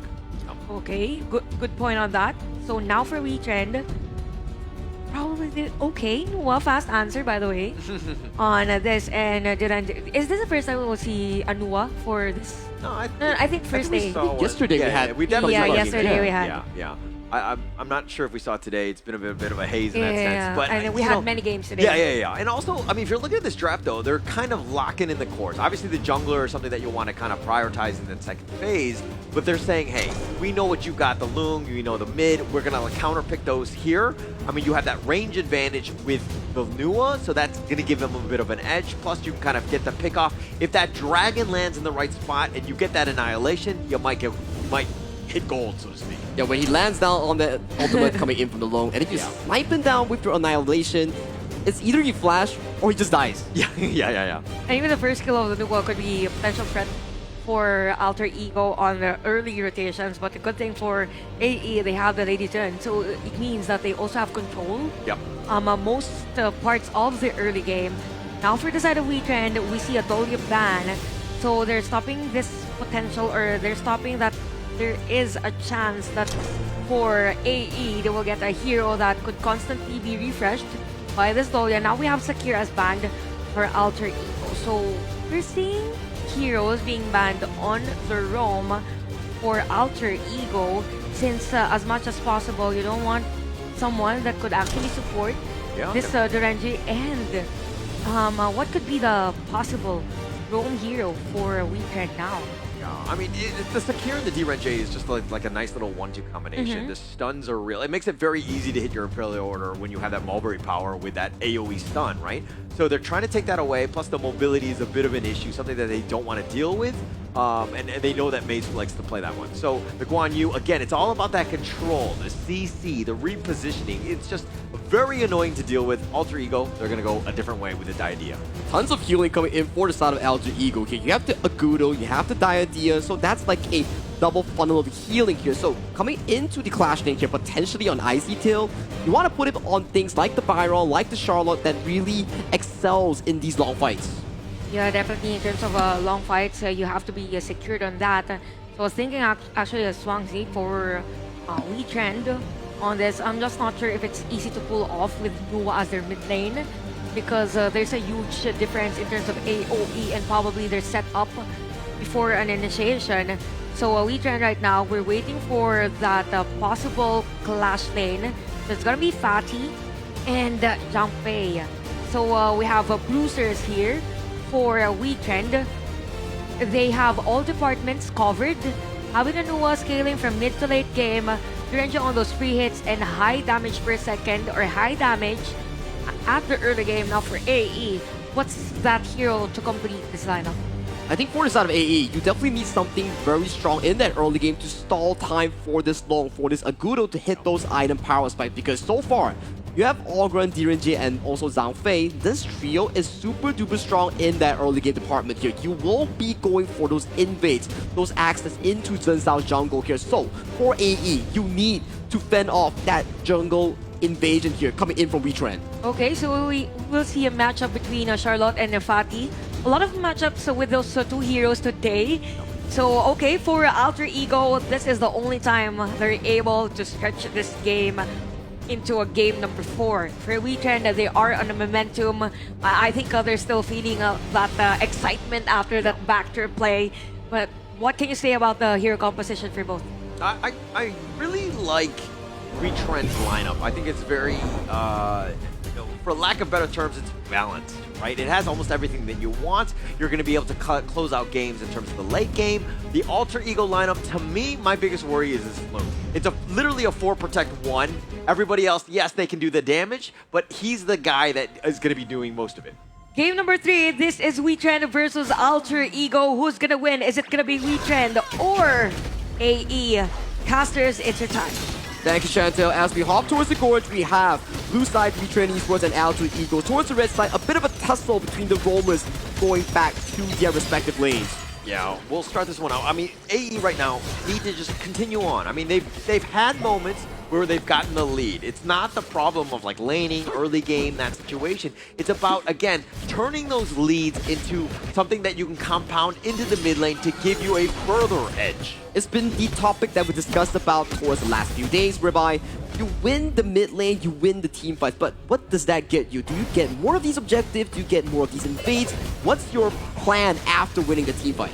Team fight into towers. 100%. If you're taking team fights and you win the team fight and you don't get anything, that team fight really wasn't worth it in the end. Yeah, it's just dry kills in the end, but so far junglers have hit their level 4 power spike. We see Arise here just helping out Syndicate with this wave and also getting that teleportation sprite in this portal. Yeah, they're going to start this one off. Icy Tail has had to play a little defensive. I mean, obviously with that numbers advantage that they have from Wetrnd in the top lane, it's going to make it a little bit tough. But let's talk a little bit about Asensio on this Agudo. Like, aside from the fact that he's going to be funneled that farm, he's going to get his moment. But what can he really do to really like shoulder the burden of this game? An interesting build that we've seen so far coming in from the Agudo has been that on-hit trinity here, but hang on a moment as Syndicate goes in. Yeah, Zenchao already at half-life. The tether is going to be real. He's going to be executed. Arise just walking it down. That is not a way to win this game. Especially when you're Alter Ego and you rely on Sunshine on those early game plays. Being taken down on a Agudo as such an early game marker, not the best feeling you will have. Yeah, not a good feeling whatsoever, right? A do or die situation, a match point, and going down like that's like worst case scenario right now. I mean, one TUT, if he were to die, that would be even worse. But Zenchao and those two guys, all eyes are on them in terms of how much farm they can actually get. Jungle is the essence coming in towards the early, towards the mid game. They control the map, they control the objective. Losing out the 1v1 department in that jungle is going to be painful for Alter Ego and also IKL fans especially. We have one point to talk about. IKL has yet to find a series in this tournament. All right, look at you with your truth bombs. You're not making any of the Indonesian fans feel any better, okay? I mean, they're trying their best. They've been very close, right? Let's be very honest. Bigetron by Vitality has definitely put the fight into it, and I think that they're going to be better prepared coming into the playoffs. But right now, it's about Alter Ego. They need to level up. They need to level up, and that is the exact question that they have to answer here. As more of these plays come towards the bottom side coming from Alter Ego, putting Darfin into a reactive side on this DRNG. Yeah, he's going to be pushed back. And again, I mean, when you have these numbers, like this is that time to put that pressure on that bottom T1, especially since Darfin is at a half-life. Ooh, Destructive Deluge goes wide. Does put a bit of a visual pressure on towards Darfin here, but look at towards the river here. Arise and Aaron looking for something, looking for a return coming in for the side of Newbie or also Decoy here. Doesn't really find someone, but so far going into this forfeited mark is looking pretty comfortable for the side of Wetrnd. Yeah, I always call that like that strategy, just waiting in the brush, like fishing. You're just like waiting for something, you know what I mean? Something to happen. Maybe you catch a big fish at the end of the day. They were not able to on this one, but Wetrnd, again, it's about the pressure, turning this into a potential tyrant here, but they need to be careful as Alter Ego. They are not going to give this one up. Furball, Umbrella Outburst is going to be used for the tyrant, picked up by Maze with that smite, and now they're going to try to run away, and it doesn't look like Alter Ego can make them pay. Very clean stuff coming in from Wetrnd. They don't burn much. They only burn the Unbridled Outburst and the double smite here, allowing themselves to secure that tyrant for a smooth early game. Right now, it's all about resource farming. It's all about funneling that gold towards Arise, towards Syndicate, and then your late game insurance comes in the form of Aaron on that Nua. Yeah. John Fay, if you're playing this hero, even in your ranked games, you got to go with Smite. I just think that there's just so much value, and plus you can harass, you can invade the enemy jungle, steal, you know, buffs here and there, and you're tanky enough, and you have the mobility to survive. I just love it on this one, and we continue to see this, you know, throughout. So much pressure being generated as Icy Tail going for the 1v1 against Syndicate here, but Arise is here. Icy Tail has to flash away. Yeah, he has to flash. He's tethered up, but he's going to limp away, get that healing, do the Annihilation. Ooh. Okay, all right, Icy Tail, I think at some point, butts were clenched. Butt was clenched in there, and Icy Tail has to escape towards safety here. He does indeed pull a lot of resources coming in from Wetrnd here, which allows AE to find that tower push on towards that bottom side. And right now, Wetrnd, I think that they kind of weathered the storm, taking that top T1, opening things up. They're losing the bottom T1, one TUT, using that space, which is going to be key. Arise, though, is starting to hit that critical mass, going to be a little bit scary in that mid game. And Zenshao here potentially going for that on-hit trinity that we talk about, the Spark Forge into the Doomsday, and then ending it with a Daybreaker here. It's more of a carry-style Aguro in the recent meta. Yeah, and I think they're going to need that damage, right? I can't just go straight up tank. I mean, if you're looking at the rest of them, they don't really have a lot, but I think if everyone goes like attack damage style, you have enough stuns to just really blow them up. But it might be a problem if Arise were to be on the tankier side, because how do you deal with a raid boss? You have double marksman to deal with that. When one TUT scales towards that late game, that 3 item might just be the answer you're looking for here, Holler. But so far, game is very similar to what we had back in Game 1 and Game 2, where it's still quiet, it's still waiting for those big timers to start those big team fights. Yeah, we're not there yet. I mean, a 1.1k lead by Wetrnd, but Maze up in front. He's going to eat an ocean of tears for his trouble, but the Vision game is the winning game. And Maze, again, looking around, the brush is going to be used to just push him back, but the smite is going to be used, and Wetrnd now on the run. I think there was a bit of a robbery on that one, and Zenshao had to use the smite. He actually took it. He took it away with his superior smite control right now. It's still a bit of a tussle between two teams, right, whereby you don't want to just pull the trigger. You need to have that discipline here. Collect your resources and then revisit the objective that we talk about. These side lanes need to be cleared up first before you look for those 5v5s. Yeah, but contest, especially early, right? You're going to make things a little bit uncomfortable. Now, Zenshao is going to be, you know, dare I say, scared of his own shadow because he doesn't know who it's going to be. If there's somebody waiting in the wings, in the brush, potentially looking for that steal, because again, there's 2 smites on that team. You can start to see some of these damages coming in from Aaron really do a bit of a chunk on towards the enemy team. Decoy has to burn the flash. No one to bail him out towards safety here. So a bit of a miscommunication here coming in for the side of AE's Roamer. Yeah, I'm not a huge fan of calling out players, but I think Decoy, after the first couple of games, he was a little out of position at times. He's playing much better on this one, but he needs to ensure that he stays alive. Just stay alive so that you can cycle your spells, get those heals on. Ooh, Annihilation does come through, and with the Destructive Deluge, they do put a bit of a focus towards the mid lane here. However, that tier 1 goes in favor of Wetrnd here. Map is open wide for their taking. Yeah, very smart here. I mean, it's only 1 kill to their name, but Wetrnd understanding what they need to do. It's about being up in front, Maze using that HP, absorbing the damage so that the rest of the team can take that mid T1 down. It's not always about the kills that we talk about here, Holler. It's always about these objectives going to your pockets here. As we slowly march towards that 10th-minute mark, that's how you build yourself for those big plays. Yeah, it's all about building a bit of a lead and padding that one on, but Alter Ego have bounced back. They're trying to get back in this game. It's very close in that regard, but now the Tyrant, the Umbrella Hoppers is all perfect, and Arise will smite that one out off of the space created by Maze's Umbrella Hoppers. Really well played by Wetrnd. I feel like I saw this 4 minutes ago. It's a bit of a deja vu where we saw the Unbridled Outburst into double smite, taking away that Tyrant. It's a bit of a repeat of those events. Yeah, and this is why they like those two, right? They wanted to pick this, the Zhang Fei, especially in the last phase of the draft, because it provides so much. You have that control as well as that extra smite, something that's really valuable at this stage. Something valuable as well being collected by the side of AE. They do indeed take away that tier 1 here. Right now, with the superior HP bars here, they are looking to collect this Azure Golem here. So, map control back into the hands of AE, whereby it's the slow game of whoever gets those big pokes, gets those HP advantages. And I like it how Alter Ego are not really phased, right? Yeah, they lost the Tyrant or whatever, but we're still going to use this time where we have a slight net worth lead to put the pressure on BU. We want to not take this one, you know, with our backs to the wall. We want to be the aggressors. They are indeed the aggressors, as we see Ocean of Tears being casted out as Newbie has to flash away. Yeah, he has to flash away, but Syndicate not able to find some sort of catch. Maze is still up in front, doesn't want to use the ult and push them even further behind. Wetrnd defend it and reflect the assault by Alter Ego. And the focus will be on towards that Shadow Tyrant that will be spawning in about 10 seconds time right now. We can start to see some of the map movement being funneled from the side of Wetrnd towards this bottom river.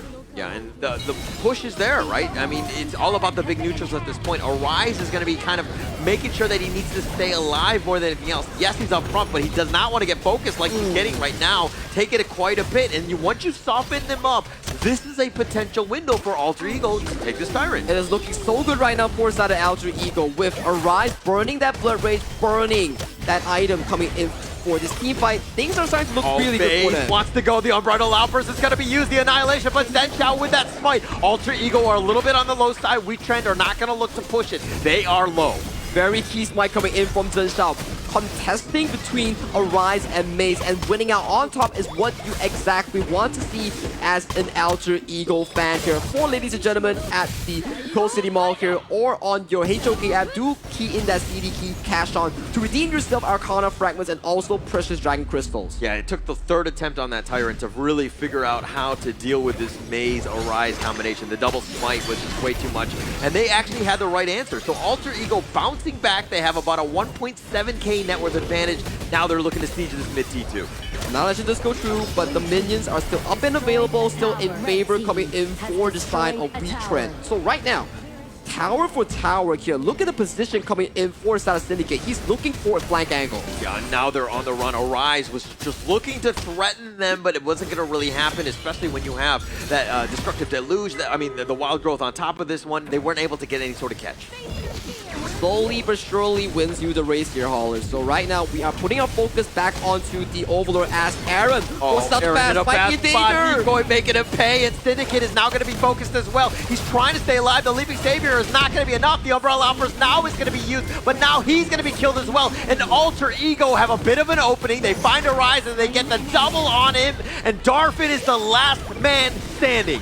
Key initiation here coming in for the side of Alter Ego. They find Aaron, they find Arise, and then right now they are looking to march towards the crystal, finding the final kill over to his Darfin as an ace is awarded to the IKL fan favorites. Yeah, and they wanted to make a statement here. They were not going down without a fight, and Alter Ego will take game number 3. Wow, a slow methodical game ending in a full-on ace for the side of Alter Ego here. It really ended with a blast. Yeah, definitely. And for sure, Alter Ego put up a fight on that game number 3. And again, the storyline for this is about control and the learning curve. For Alter Ego, they adjusted as to how Wetrnd played on that game. And for most parts of the game, I feel like it was a huge commend to the Diadea, even in the last parts, I mean, because they really forced the team fight. They really forced those kills against Wetrnd for the latter portions of the game. All right, we'll check out the items and everything in terms of the KDAs here. I mean, Alter Ego doing this without too many kills, right?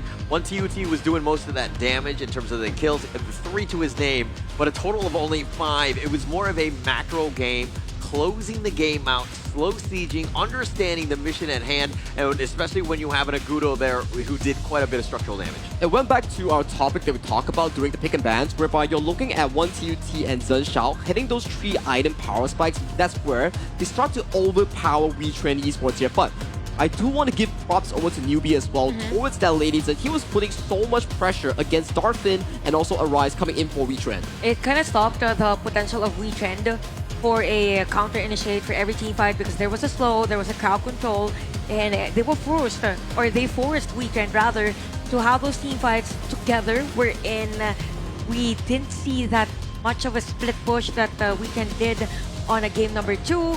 100% for most players. Even Darfin totally shut down on this game, not just dealing damage but not securing a kill against Alter Ego. So if you look at the overall statistics on this one, again, the rotation between Zenshao and even Decoy was very efficient. They were the center of the team fight, having 100% apiece. And if we look at the damage dealt for Newbie and even Zenshao, we could really say that AE did a great job on somehow complementing each other for every initiation that they get. Yeah, and I think it looks like the draft was a good one, right? I mean, it just seemed like the Agudo right into the Ogryn, they had the right items as well.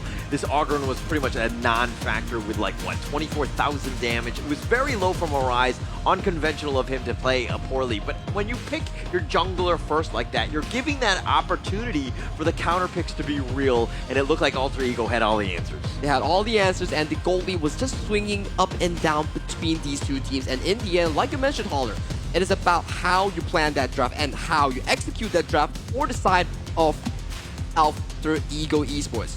In the end, they played towards their item spike of 3 items, and they got that dream team fight, getting that clean ace to that game-winning push. Yeah, definitely the Lady 10 and even Daidito was very effective, so that the Augin would have the best game yet. And speaking of best game, the best player for the game, our MVP, we have Jintao with this Agudo 114 KDA.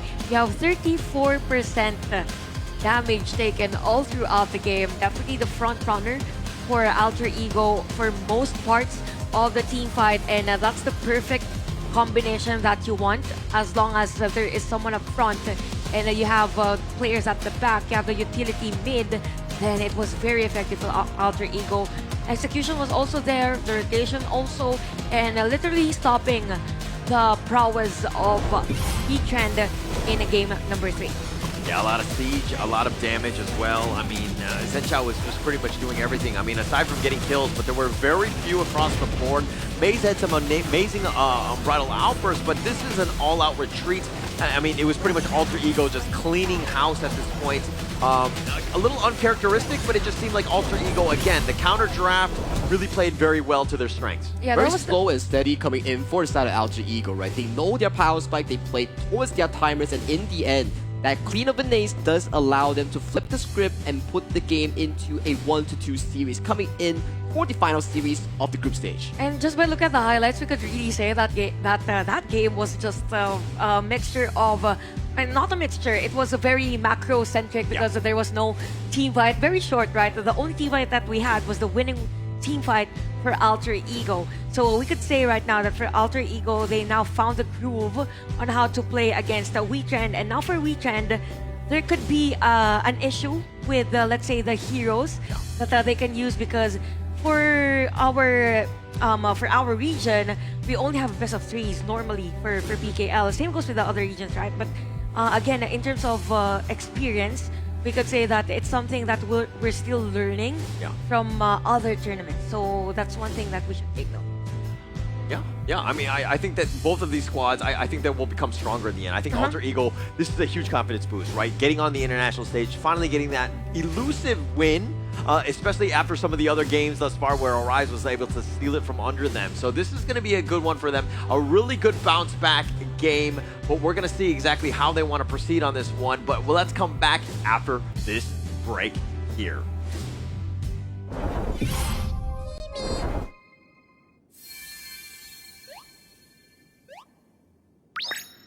Hello.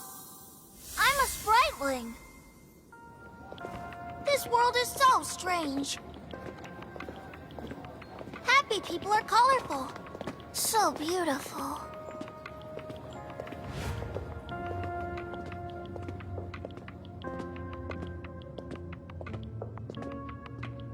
Are those their negative emotions?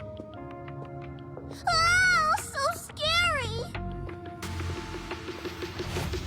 Huh? Oh, let me chase away the unhappiness! Sprite lane strike!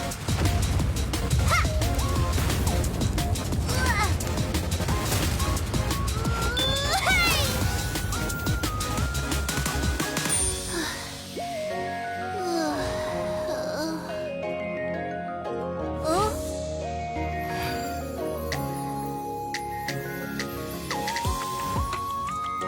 I'm a spriteling.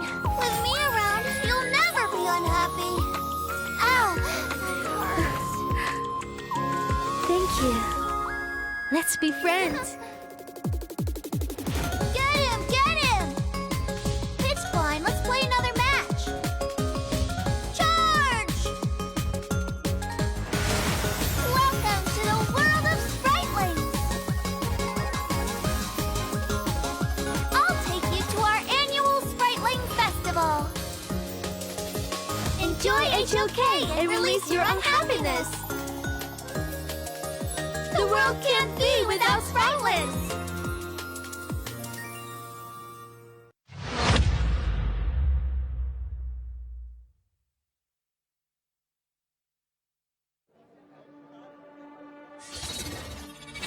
Kwang. Won't you come out to greet an old friend? All this noise. How unruly. My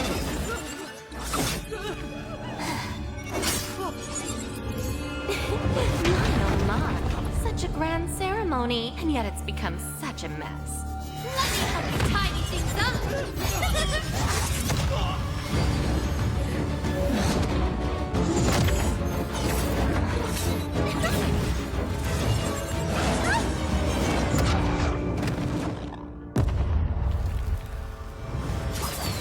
It's almost time.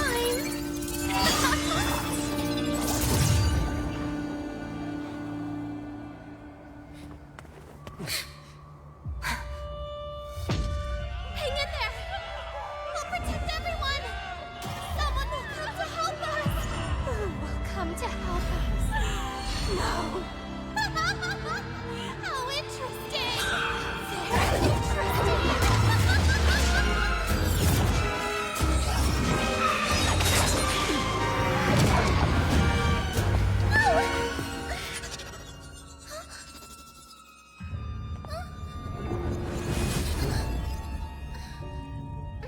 You.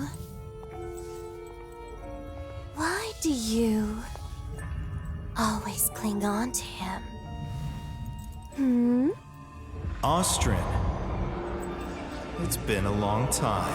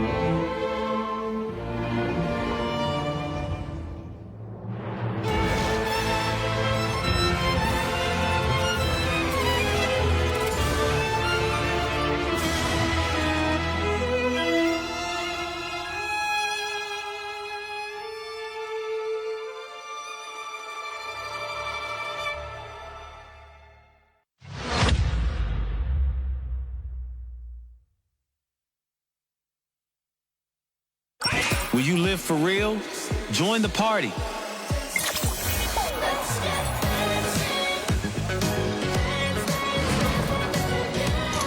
Make the whole street a party. And add Still live for the day 2 of a KNC group stage, and we saw that game earlier. Again, it was against Wetrnd and AE. All I gotta say, this has been a long day, Jen. So how are you feeling about that game number 3? Actually, the games have been less about the kills and more about the objectives. Objectives, right? They've been very, very cagey with how they move. It hasn't been super action-packed, which is a little disappointing because I thought that these two teams were gonna just fight all the time. Yeah, I was expecting explosive plays, but because of, there's a transition, I think, between the teams. We started the day very explosive with all the team fights. We had the Tempest Dragons, but when we had this game number 3 or match 3, it went very macro-centric. We could say that for both teams, they really want to make a statement in KNC. I think this comes into something as well, whereby you're looking at the PKL teams playing towards the IKL style, not their comfort zone. So coming into game number 4, if for the side of Wetrnd Esports, they want to come back and win a 3-1, they will better off be going for those aggressive gameplay. Now that you've mentioned that, for AE, what's effective is that they were able to decode that for Wetrnd, their hero composition is meant for team fights, right? Yeah. And given the fact that they kind of didn't want those team fights, game number 3, it just means that for Wetrnd, they might change their heroes now, because earlier it was a mixture.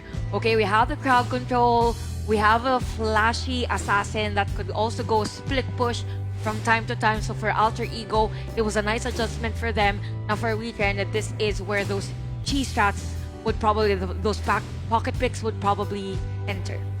I think it's just a matter of like, you know, just holding the fort, like just playing your strategy, right? Alter Ego, you saw exactly how clinical they were when they understand the assignment, how to counter the picks, and just execute, right? Slow the game down. Yeah, it might be just like very cagey in that regard, just like poking and prodding and taking down objectives, but that's the name of the game. If you want some victories, you might want to watch into this because it's not about the kills. It's about that crystal in the end. Because in the end, kills, you could have 100 of them, but if you cannot get the enemy crystal, all of that doesn't really matter in the end. And as the song says, in the end, it doesn't even matter. Or minor. Got it. Yeah, thank you guys. Please laugh at my joke. Anyway, again, in this game number 4, this is where the hero pool will be deciding factor for both the teams. So in terms of the side selection, probably there might be a change for these teams. Earlier, it was Wetrnd on the blue side. Correct. And then red side, it was actually Alter Ego. And we saw some shift in terms of the prioritization in the heroes. Probably we could see another one, but definitely the work around the Clash Lane heroes could be something that we should look forward for. Definitely looking forward to it. Sorry, it was Linkin Park. It's been a long day. But yeah, yes, thanks.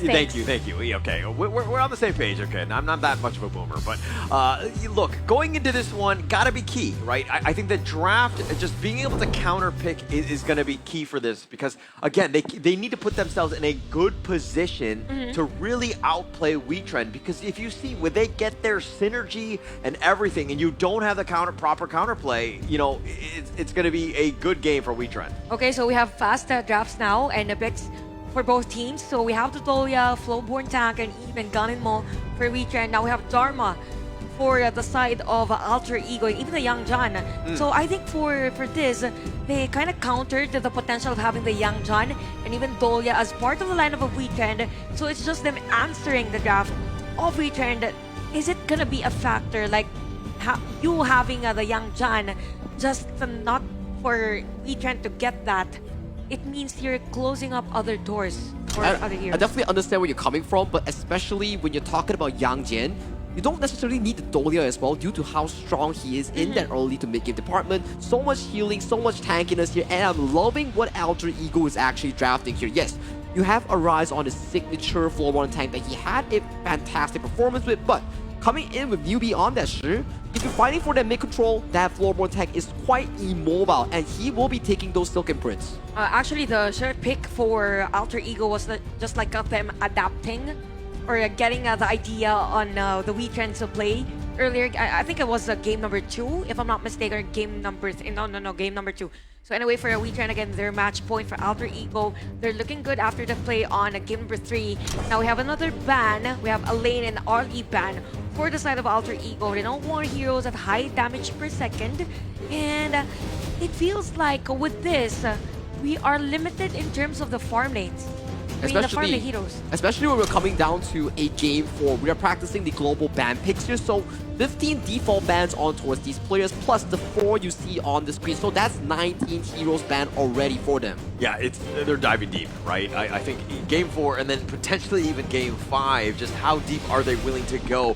But I mean, you're kind of seeing some of the picks thus far. I don't give a huge edge to either. There's still a lot of potential play. I mean, the Dharma in game 4, I think that they have to be happy with that, but can Icy Tail really pilot this hero to the top tier?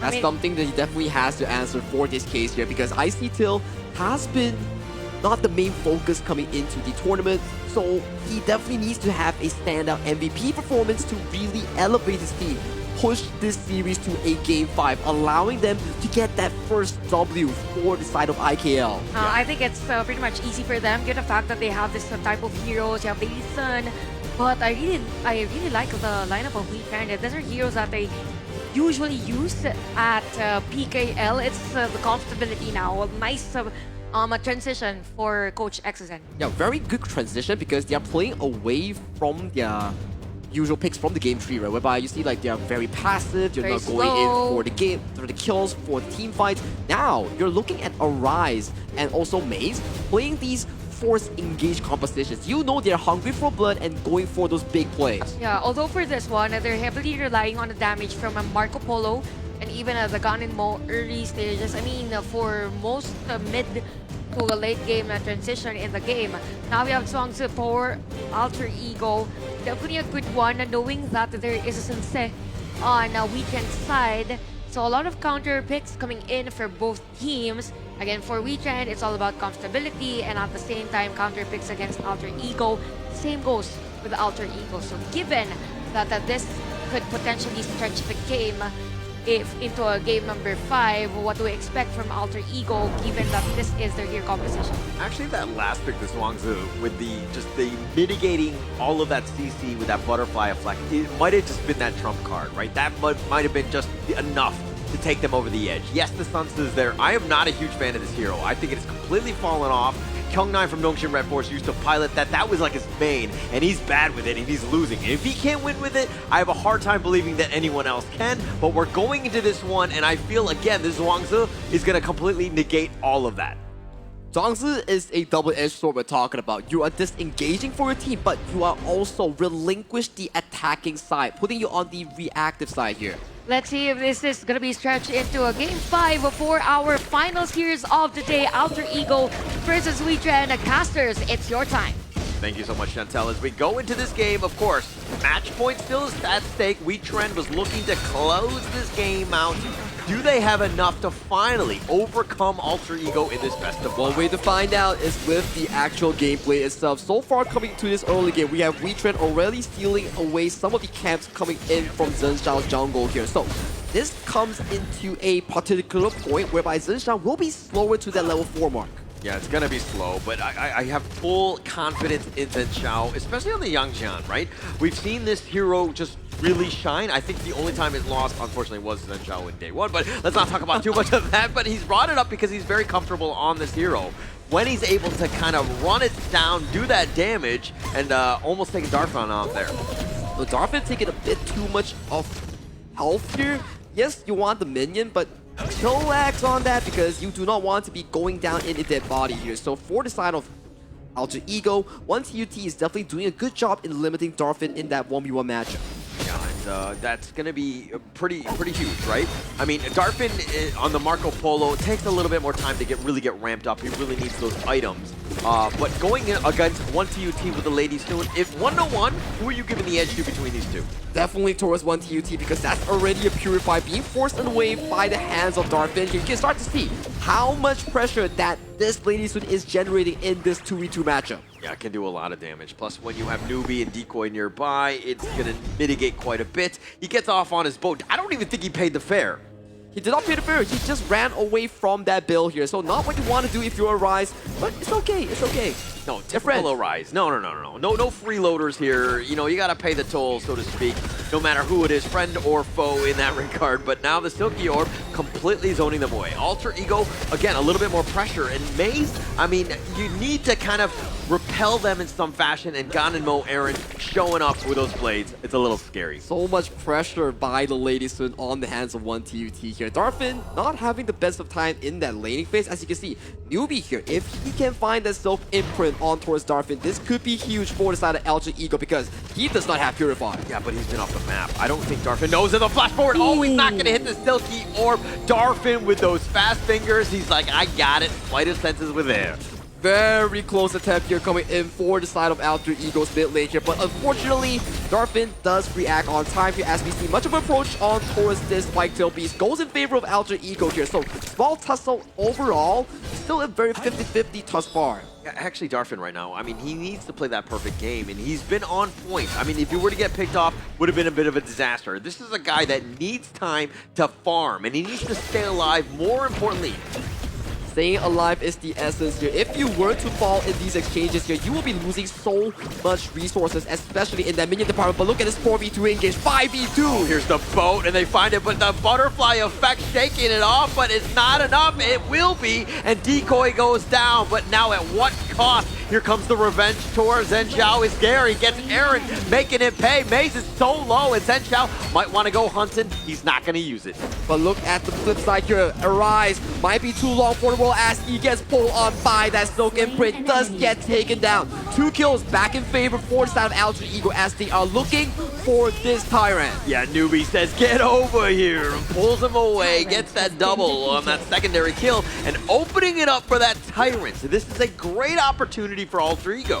Very comfortable stuff thus far coming in for Alter Ego. And before they leave the jungle coming in for Wetrnd, they do indeed take away that Crimson Golem as well. So that is a lot for the side of AE. Here's the bow. They actually find him, and Icy Tail not able to flash to safety. Zhen Xiao is getting focused in, and Darfin with that damage from the Fever Barrage taking him down. Over eagerness coming in from Alter Ego. You already got what you came for, but you still got caught by Syndicate on that set sail here. So good stuff so far coming in from Wetrnd, taking back the lead in towards their pockets. Yeah, I complimented Alter Ego, and then they were like, no, let's make this closer, right? We're gonna throw a couple, just no. Icy Tail and Zhen Xiao died on that one. Not great on this one. Wetrnd on the other hand, I mean, that's a perfect bounce back move, right? Being able to get a couple kills in return, that's where you want to be. But forcing it down, putting pressure. Again, we're talking about the fact that you need to convert those kills into some sort of objective. They didn't really get anything out of that. They did pretty good, right? They got the Tyrant, they got the buff, and then when they were retreating,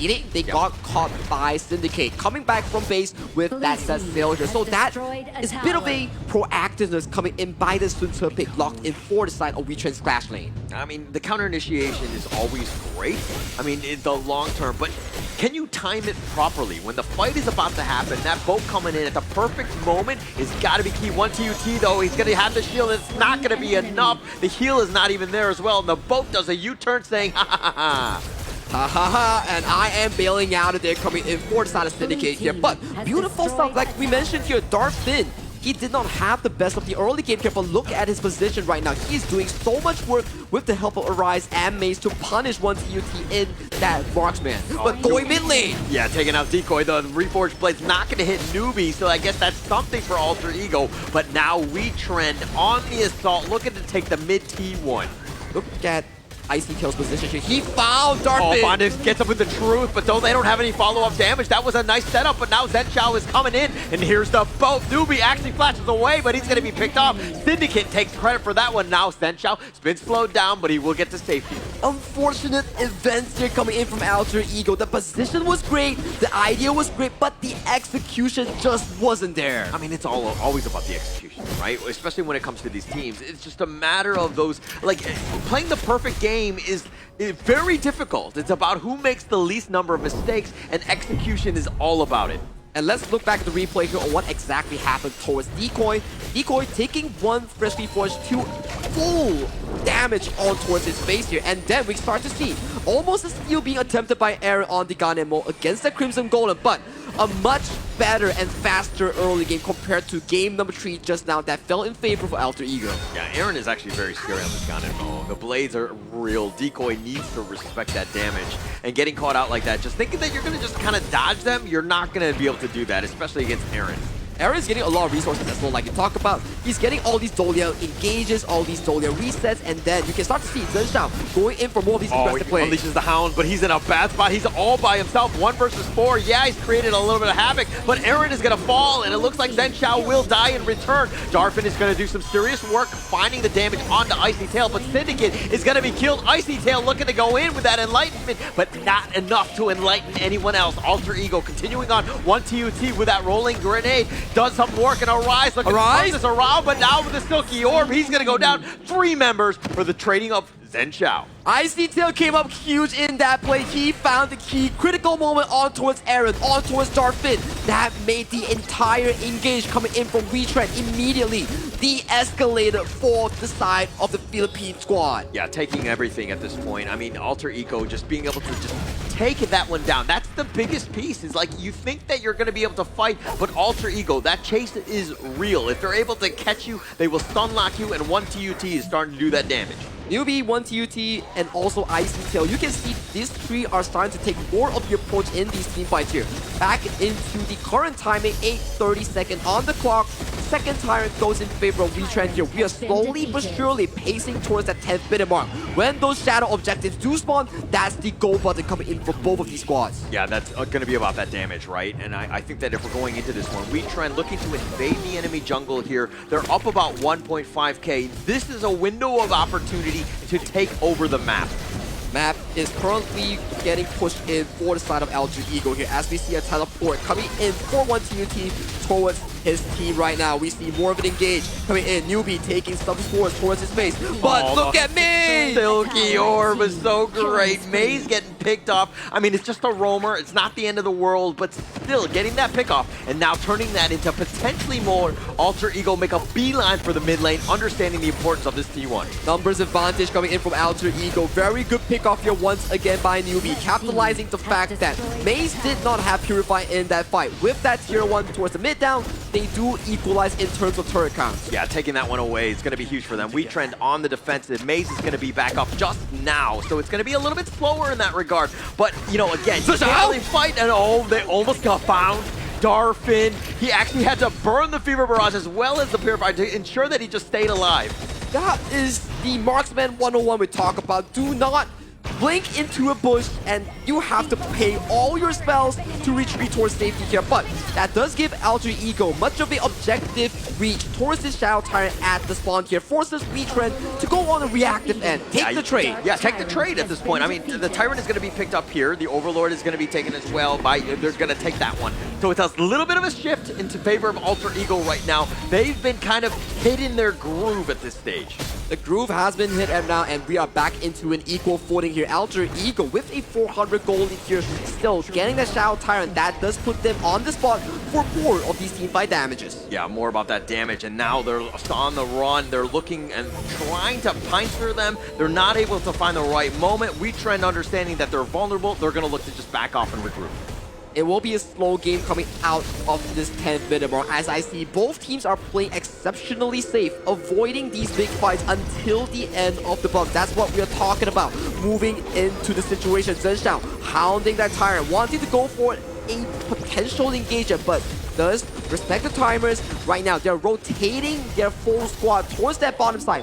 Where are they releasing the Shadow Vanguard to? I believe it will go towards that potential mid lane. Yeah, taking that one out. Flash name. It's about invading the enemy jungle, taking the bottom T2. Very smart play right now. You don't want to force it, especially if you're Alter Ego. You don't have to hunt for kills at this point, especially when you have Vanguards that are looking to crash in all the lanes. And right now, with the exploration coming in for the Shadow Tyrant buff, things will start looking pretty decent for the side of Wetrnd Esports as they are looking to reclaim much more of this map control we talk about. More offense coming in with the Wetrnd squad, moving aggressively in towards the jungle coming in from Alter Ego. Yeah, and Alter Ego now on the defensive. Wetrnd understanding that they do have a slight advantage with the Shadow Vanguard. The bottom lane is pushing, something to take note of here. Time is ticking for the side of Alter Ego. If you do not attend to the waves, you will be in danger as we see a tussle between Clash laners here, between Icy Tail, between Syndicate, fighting for control, fighting for vision. Yeah, it's a better love story than Twilight in that case, right? None of those guys were really doing any damage, if anything. It was just kind of shrugging each other off. But again, Alter Ego right now on the defensive. Need to somehow hold. The minions are crashing in the bottom lane. We will see much more action when we pace towards that next spawn of the Shadow Tyrant and Shadow Vanguard. That's where we start seeing the key decisive game-winning pushes here. Right now, it's much of a strive phase when more of these teams are just settling sideways and also taking these buffs for their liking. Yeah, the buffs are huge, but in the bottom, it looks like Icy Tail has to flash just to stay alive. The Resplendent Revolver is actually not going to be able to hit him, so Wetrnd walk away empty-handed. Empty-handed here, but for Alter Ego, the very minimum that they got was the Summoners coming in for Darfin. No Purify, no Frigid Charge, and for side Icy Tail, no Flash, no Pure Sky. So that's going to impact the next upcoming fight in the next 45 seconds. It will be huge in this potential fight. I mean, not having that Flash, you don't have that Flash Truth. How are you going to really engage at this point? But now the boat has been set off. He's going to wrap around. Didn't really want to go for Zhenxiao. That's a scary one. He does a 360 in the parking lot, but he's actually not going to commit for this. I think he drove too fast and he actually scared off Decoy's ultimate, so that's a key ultimate from the Zhuangzi before the big team fight that we talk about here. Let's look at the items here. A lot of these goals are being funneled over to 1TUT, whereby he's almost approaching full slotted. For the side of Darfin is similar, running towards that 4th item mark right now with that Daybreaker completed. Yeah, but if you see a boat flying in, like sailing right next to you, very fast, you're going to use the butterfly flag, right? It's a trigger discipline, but let's talk about the flash engage coming in from Newbie. Does not find towards Aaron here. We see middle engage coming in from Arise as the bolt does land on towards Zenshao, but that's a tanky jungler you're aiming. Yeah, very tanky. And Zenshao, this Yang Jian is going to be a bit of a problem. The Shadow Tyrant is looking to get started. No, they're going to back off. 1TUT takes over. It's going to be right on the south skirts of this one. Decoy still up in front, has a butterfly effect. If a fight eventually happens, Zenshao's looking to go, but there's steal away from Arise. He somehow smites it right under the noses of Alter Ego. Beautiful spike control coming in for Arise does indeed take away the objective from the hands of Alter Ego. Right now, Alter Ego, are you looking to start this Shadow Overlord because your enemy team has a superior combat buff against you? Well, I mean, you got to get something out of this. The boat is going to be used, but again, the butterfly effect negating all of that. The Overlord is going to actually be leashed back up. He's going to heal. Wetrnd looking to just steal the enemy jungle more than anything else. PKL teams today, they are just stealing all these objectives away from the IKL junglers right now. We're starting to see more control being committed from the side of Wetrnd here. Alter Ego slowly but surely pacing towards these things, wanting to look for a vision. The Fresh Speed Force not finding any key members here as Arise gets pulled. Oh, the Silky Orb right onto Arise, the secondary one, and they do have just barely enough slipping away. No, he gets picked off. 1TUT gets that pick, but Icy Tail's going to trade his life away. But 3 members are already down from Wetrnd. They're going to go back in. They're going to try to stay alive and just kind of fortify at least the T3, but Alter Ego are bloodthirsty. They want to go for this mid T2. Such a big team fight clutcher coming in from Icy Tail, coming in from Newbie. The pole coming in from the street, finding Arise, and then that's where Icy Tail on the Dharma, finding the key decisive flank on towards Aaron right now. Map in control coming in from Alter Ego Esports. They are looking to collect the final outer turret right now. Sights are set on that Shadow Overlord. I mean, if they take this one out, that's going to be an insane amount of push. Wetrnd will be up, and then the respawn timers are very short, but the Shadow Overlord already being picked up at this point. But man, if you are a fan of the PKL, you got to be worried. I am definitely worried because Chantel is probably worrying right now off stage right now. So PKL fans, give your energy to Wetrnd, or IKL fans, do wish Alter Ego the best because they are in the best of the position to push this into a Game 5. Definitely in the driver's seat. Definitely understanding the assignment of potentially looking to close this game out. If we wanted to see a series go the distance, this might be it right now because Alter Ego are on the cusp of potentially coming back in this one. We're seeing 3 pushing lanes coming in for the side of Alter Ego. Those purple dragons, the Shadow Vanguard, and Overlords are starting to put pressure against Wetrnd. Wetrnd has to back away, back to your base. Look for a potential snipe coming in from Aaron here. Icy Tail will be a primary target if you can. Look for his engages, mitigate that approach. I mean, Zenshao is just so tanky at this stage. He has a 3k advantage over Arise on the Flowborn tank, who's generally a strong tanky hero, but he has really no fight against the Zenshao. It comes down to Newbie on these plays, right? But hang on a moment, though. Syndicate gets engaged. Goes over the wall, finds Icy Tails, doing a decent amount of work, but now here come the cavalry from AE, and now are they able to get any sort of catch? They're going to try to run away, and it looks like Wetrnd do not have anything in return. They have to back off. They have to attend to these vanguards that are crashing into their base here. Beautiful disengage thus far coming in for the side of Alter Ego Esports. The next objective take point will be that 20-second Shadow Tyrant at that bottom river. It's going to be huge for that one. The Shadow Tyrant just a little bit more, but I don't know if that's enough for AE to really close out the game. They need some sort of pick off and then turn that man advantage into an game ender. It will be down to a big team fight between these 2 teams to decide the final pushing factors here, but fortunately for Alter Ego, getting that bot tier tree allows these minion waves to slowly start shoving into the Wetrnd's base. That puts a lot of pressure for the map against Wetrnd. Yeah, but look at this. Zenshao is there. This is going to be a bit of a 50-50, and it looks like Zenshao has to steal. Syndicate now on the run. Zenshao is gone heaven and earth mode. He's trying to actually just chase him down. Are they able to get any sort of catch? The bottom lane is something to take note of, but look at Icy Tail. He's got his flash. He wants to go. He gets the truth on to 3. The setup is on point. Aaron has been taken out. Darfin as well. And Syndicate has all been killed, and it's a matter of time. Alter Ego, all 5 members up, are looking to take this game down, and they will even the series. Icy Tail with a godlike flag coming in for Alter Ego as they take game number 4, pushing into a full best of 5 series. This is the first game number 5 for our KNC and Alter Ego, man, they're playing differently compared to game number 1 and game number 2. This is a different Alter Ego we're seeing. Yeah, definitely a very different game. They have woken up. But dare I say, it sounds like They're Wetrnd alive. have woken up a giant, a sleeping giant at will, because Alter Ego are finally hitting their groove. They're able to get themselves into this game. We got ourselves a series. And it felt like as if Wetrnd was winning the game, but then again, Alter Ego took control of that last team fight. They forced actually an initiation against Wetrnd, and at that moment, Wetrnd wasn't just prepared. Yeah, it did seem like, I mean, they didn't really have any answers against Zhen Xiao's Yang Jian. He was just constantly up in front, and he was just so tanky and doing a lot of damage, where Wetrnd were very reactive, and they were panicking. And we have to give props to ICTail. We were talking about, hey, you didn't really have the best of Game 1, Game 2, but coming into the later part of the series, that's where he starts to pop off, and that Dharma found his marker onto multiple members of the side of Wetrnd to really close out that game. And even at the last moment, it was a nice set of play coming in from ICTail, pushing back the players of Wetrnd. All in all, Alter Ego, they went for the better draft against the hero composition of Wetrnd. As to why for Wetrnd, the typical pattern that they did during game number 1 or the previous games that we had for this match wasn't as effective as it was this game number 4. So it's as if for Alter Ego, they kinda decoded or downloaded already the game style, or the play style rather, of Wetrnd. Now if we look at the overall statistics of the game, ICTail, wow, he is at 93% team fight participation on this. Just imagine this is a clash lane, and you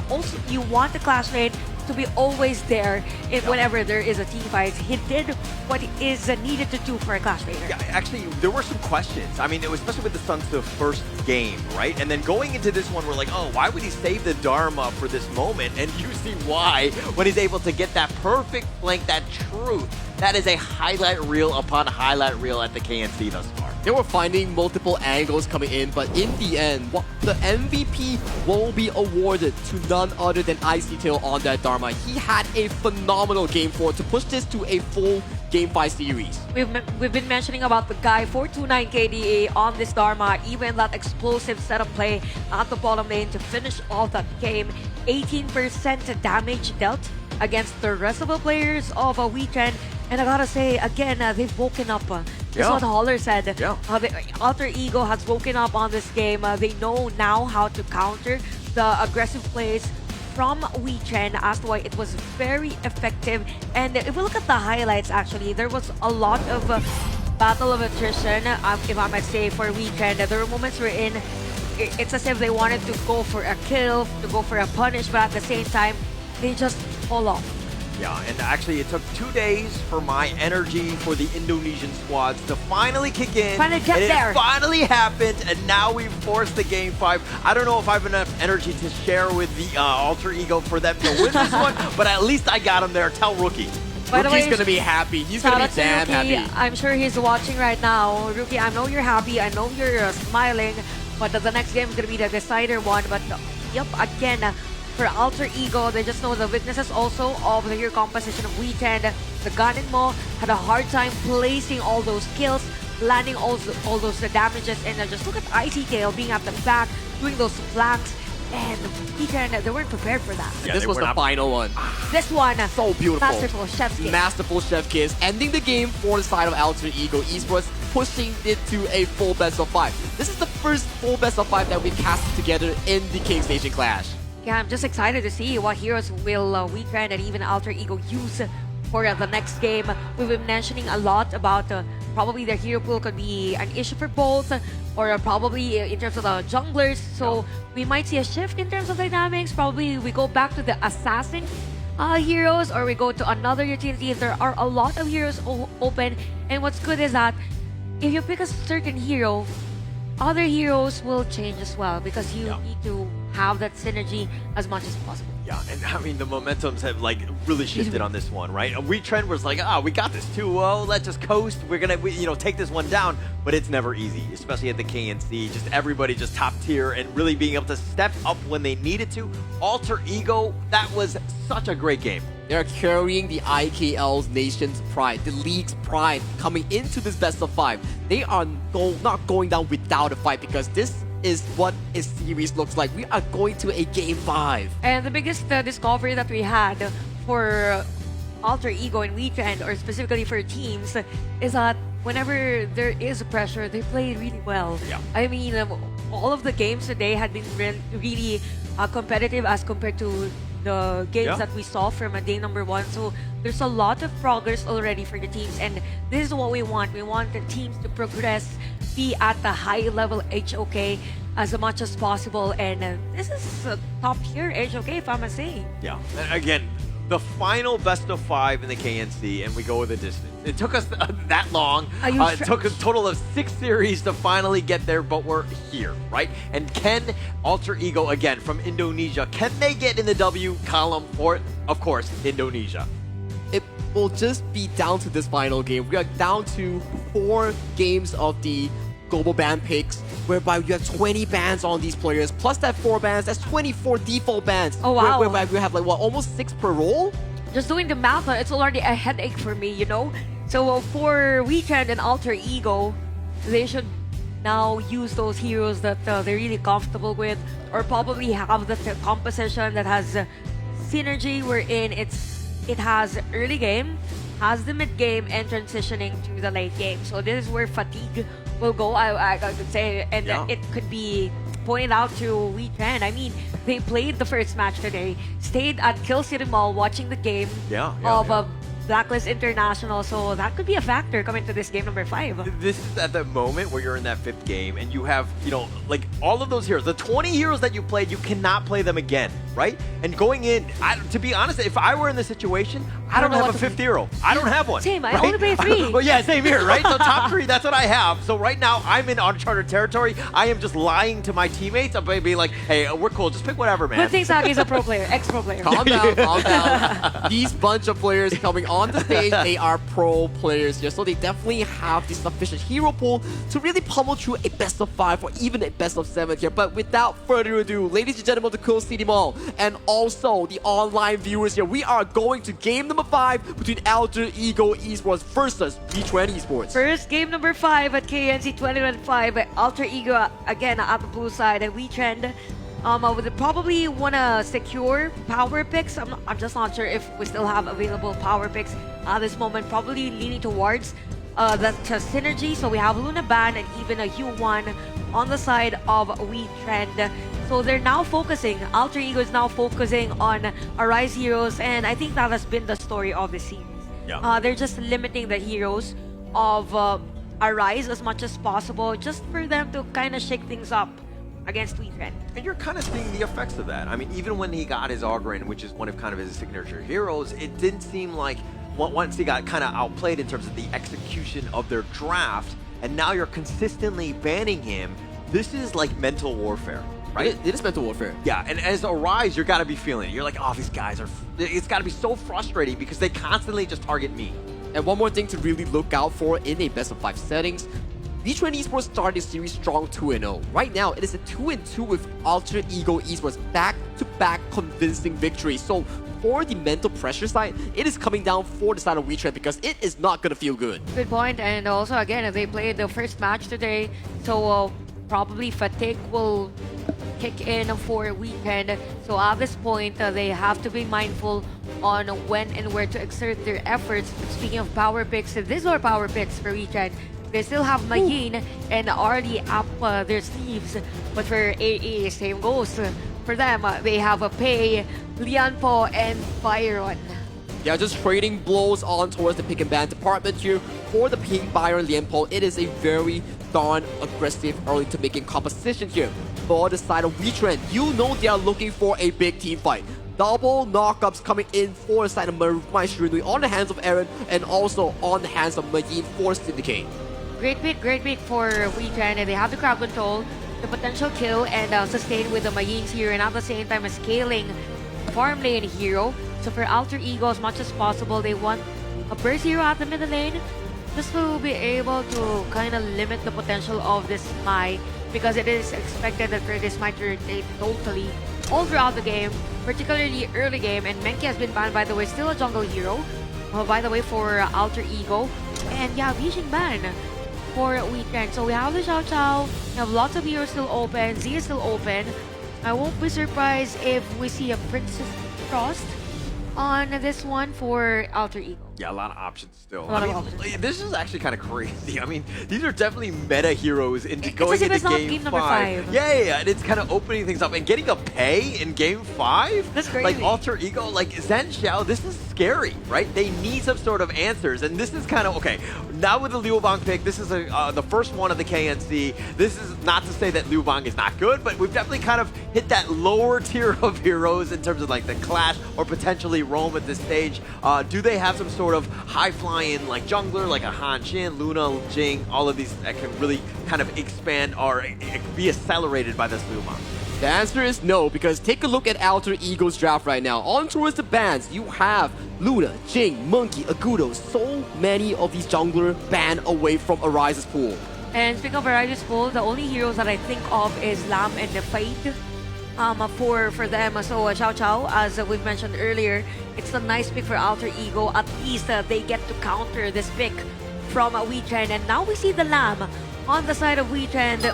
We have 100% by the way on Arise at PKL. Chantel knows best when it comes to PKL. She called for the Lam, and Lam is an insane pick paired up with Liu Bang. It is a delivery system here coming in for the side of Wetrnd Esports, with Alter Ego Esports wanting to play that aggressive early game with the pay Byron, and also late game coming in from Xiao Xiao and Chano. So before even the Liu Bang is a part of the usual heroes that Wetrnd uses at the PKL. Again, it's all about comfortability. Let's see who's gonna win this final match.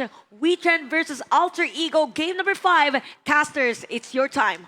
Thank you so much, Chantel. As we go into game 5, I mean, everything is at stake in terms of just like that bragging rights. And again, both of these squads have been hungry for that first win in the KNC. I mean, really setting the tone. And going into tomorrow with the playoffs, you really want to be in the win column because, again, it's all about that confidence.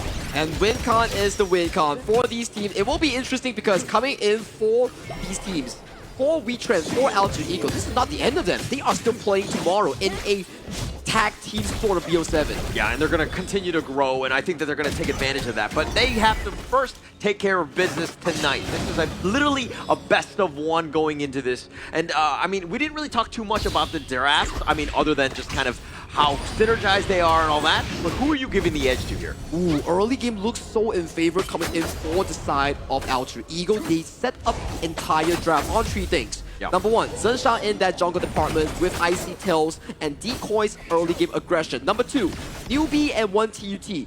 Straight direct counters against Darfin in that early game, but hang on a moment as we see a bit of an aggression towards bottom side. And number 3 here, they have the numbers advantage in terms of the back-to-back games going into game number 5. Yeah, it's definitely going to be there, right? The momentum, winning 2 games in a row and equalizing, it's frustrating for Wetrnd because you're like, we're going to have an easy day, 3-0, let's get on home, then go have dinner or whatever, right? But it's not like it was going to happen like that because Alter Ego are becoming this very resilient team. And the lessons that they've learned from the series, being able to extend it, I mean, it's going to speak volumes for them, and it's going to carry over into future seasons of IKO. It comes from the name here, Holler.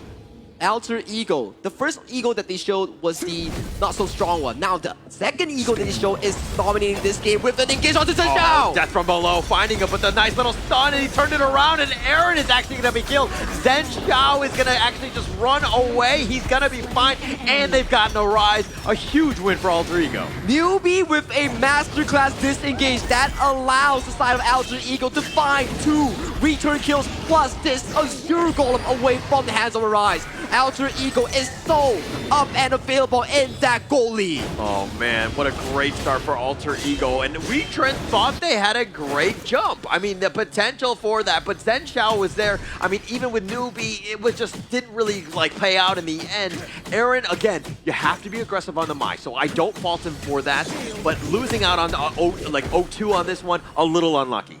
You will not be feeling good if you're on the side of Wetrnd Esports, because you're giving 2 buffs over to newbie on that Xiao Qiao, and then you are denying a rise from a Azure Golem. We're talking about a jungle assassin that needs so much resources here, but Aaron does spot on newbie, gets a flash engage. With the battlefield command as well, the flash, but newbie somehow still alive, but no, Darfin on the side. He did not even expect him coming straight down the lane. Darfin got that food for free.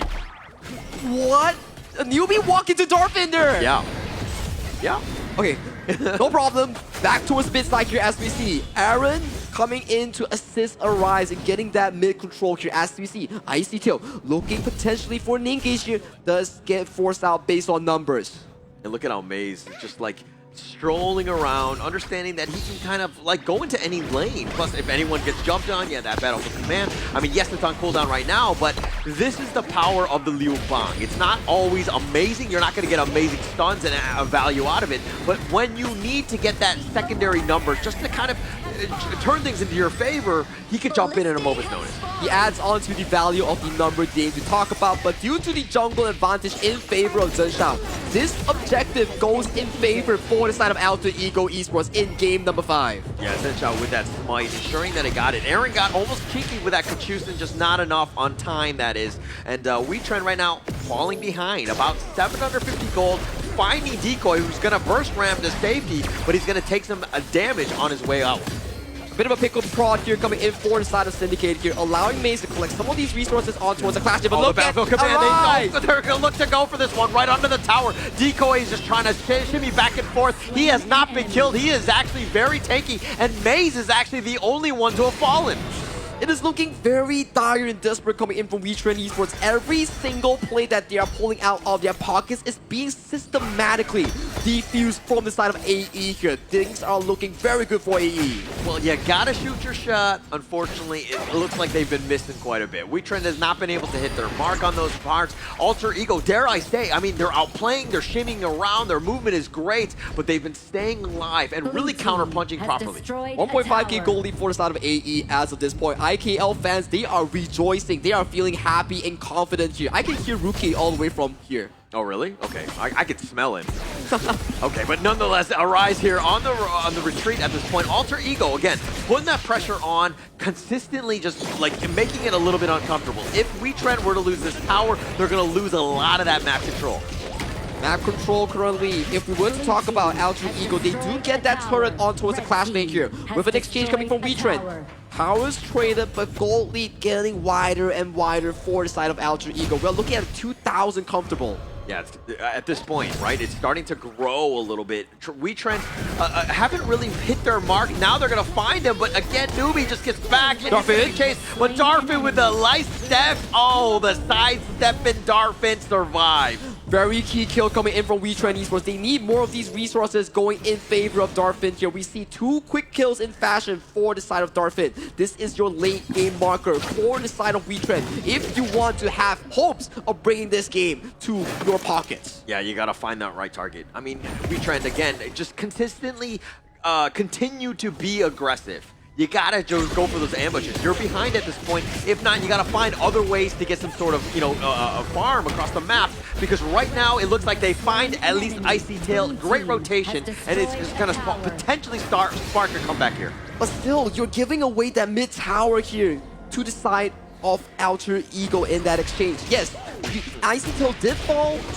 It's okay, but mid tower going over to your opponent, that could just open your jungle for the taking. Yeah, I don't like that trade all in all. But I mean, they just take the top T1, so not the worst thing in the world. Plus, Icy Tail was down, but it's more of Icy Tail staying alive and getting in when that fight happens. You need that bruiser, that storm strike to really turn the tides. I totally agree with you, and you check out the gold lead here coming in from Zhenshao. He's absorbing so much gold coming in for his team. I think the sacrificial land comes in by Icy Tail, whereby he's only sitting at a 4,000 comfort. Oh, but Zhenshao getting pulled on back. He gets the death from below, and they make him pay. Zhenshao is down for the count.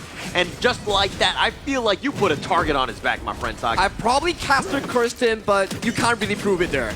Okay, well, we can check the tape because I'm pretty sure you just said that and you pointed him out. But okay, we're fine here. And now the flash forward, Icy Tail trying to make the action happen, but it's a 1 versus 2, potentially 1 versus 3, and they've got the numbers, but they don't have any sort of catch. Icy Tail was trying to force the issue a little bit. But Decoy here getting kicked on by Syndicate on that Marine here. Syndicate has to... Oh, they're now death from below, finding the target. Arizo is getting a little bit low. He's going to be picked up 1 TUT with that damage, and they get Aaron as well. Alter Ego, the counter punch is real.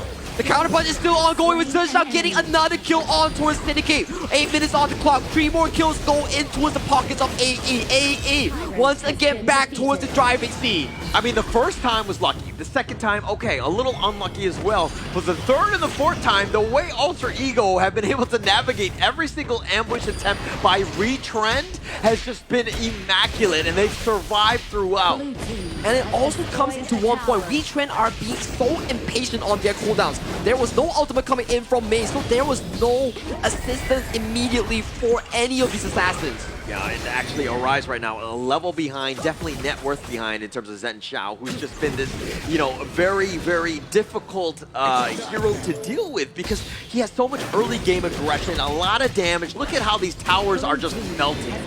This all falls in favor, thankfully, from Newbie towards that mid lane, that 3-man knockup that he did to really escalate the situation right now. Zheshao, 2 levels up against Arise. Look at the damage. That was 1 basic attack on towards both Darkman and also Arise. A lot of damage. But Syndicate trying to force the issue. He's going to be killed again, throwing everything at them. Alter Ego is like the Feng Shui is real, just dodging them and getting those kills.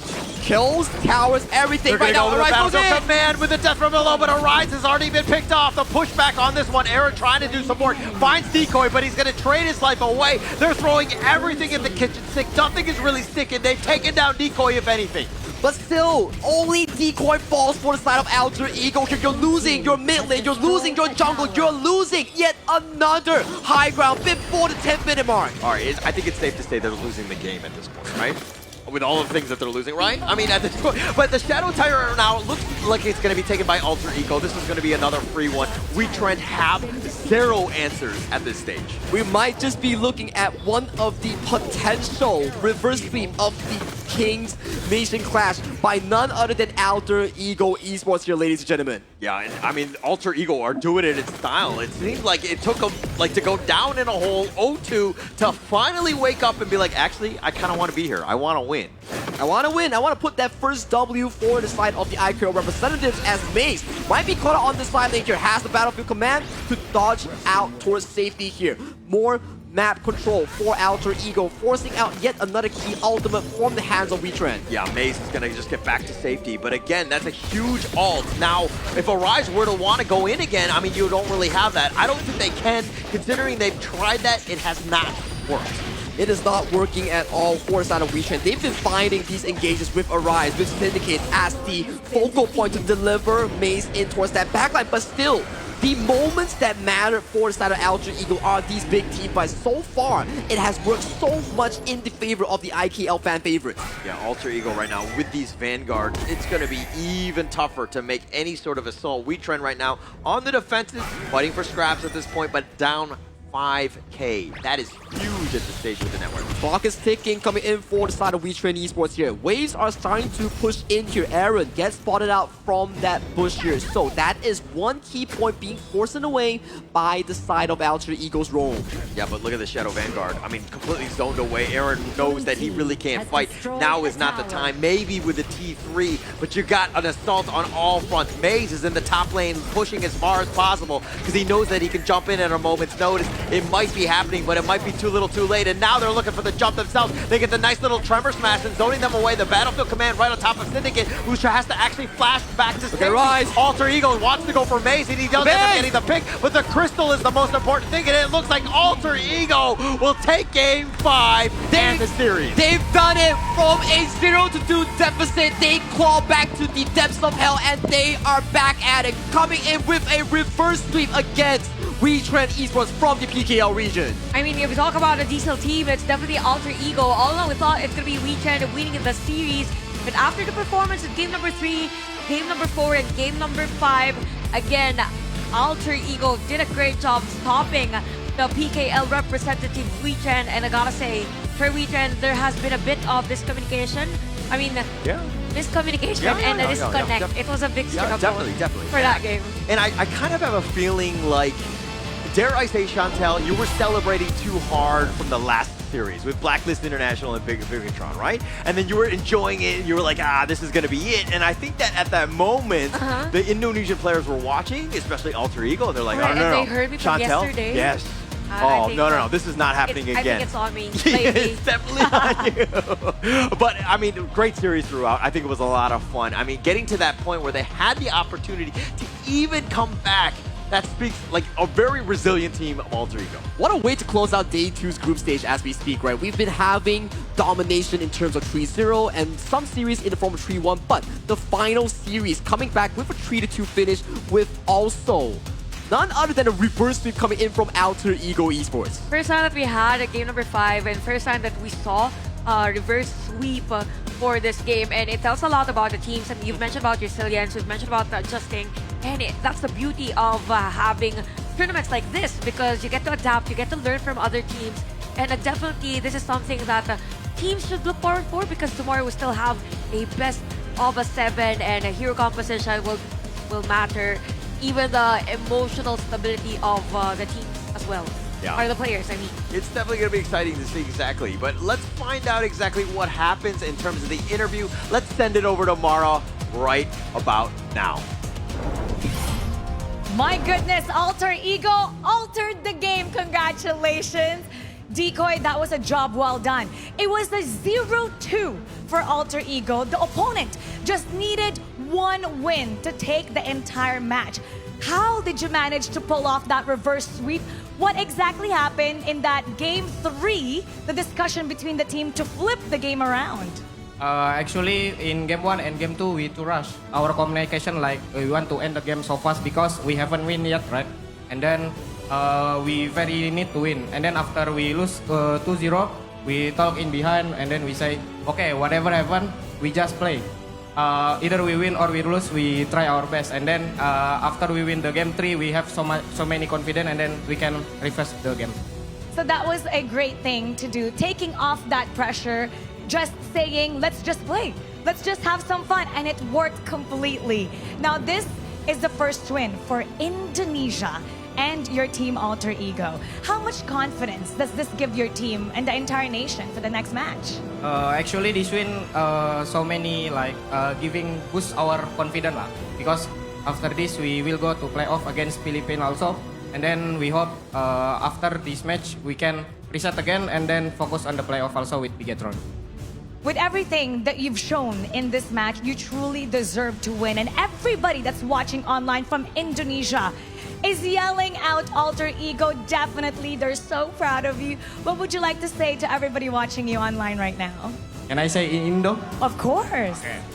Buat semua Alter Champs, makasih yang selalu dukung kita. Buat kalian semua yang juga ngeraguin kita semua di sini, kami bakal buktiin kalau misalnya kami layak ada di sini. And what did you say? I say to all Alter Ego fans and Indonesian fans, thank you for always supporting us. And then for those who didn't trust for us, I say we will prove. You know what? After seeing that, there definitely must be trust with Alter Ego. And everybody is so proud of you. Once again, congratulations. Thank you. And now we're going to break it down even more. So we're going to head back to our casters. Lead the gorge. Thanks, Mara. Definitely making a statement is Alter Ego after the performance in a reverse sweep against the Filipino team, Wetrnd. We saw lots of differences in terms of the dynamics of the heroes, but I really like how Alter Ego played on this game number 5. I mean, it all started, I think, it was Newbie's hero, the Xiao Xiao, with a crucial crowd control against 3 players of a Wetrnd. I think we will see that later on in the highlights. I think it really started off whereby Alter Ego going into the Game 4 victory, it brought in so much momentum for them going into this Game 5, which really made Wetrnd start to panic, and some of their plays wasn't as clean as compared to Game 1 and Game 2. And for most cases, I mean, for most parts of the game, for Wetrnd, they were pushed to like somehow disengaged in some of the team fights because of positioning also from Decoy and the rest. Now we see the team fight participation. You have 82% for 3 players from AE, so it was continuous rotation from Jintao, Newbie, and even Decoy. And we've said about the effectivity, or I mean the efficiency of this trio for Alter Ego that literally changed the pacing for their rotation against the Wetrnd. Now for Wetrnd, they struggled a bit. You've mentioned about the Liu Bang for a maze, and it came to a point wherein there was a huge gap already, and it was really hard for them to take a grasp of whatever's happening around the map. I mean, for me, it comes back to this draft. It's like, I know that they were prioritizing the pay as a ban against Alter Ego multiple times, but it just seems like it slipped through the cracks. How do you allow Zhenxiao to get the pay in a Game 5? Because it dictates so much of the pace. I think in the end, they really wanted to allow Zhenxiao on that pay on the few main reasons. You've seen how the engages came through when the Maestro Nui and also the Lam were to jump on that assassin marksman style of a jungler here, but it was really Newbie on that first few attempts, disengaging for his jungler, which led to a landslide of the lead for the side of the IKL representatives. Definitely, we could see that the landslide for the IKL representatives. Imagine you have 8 minutes and there's already somehow an imbalance in terms of the gold, but definitely they got control.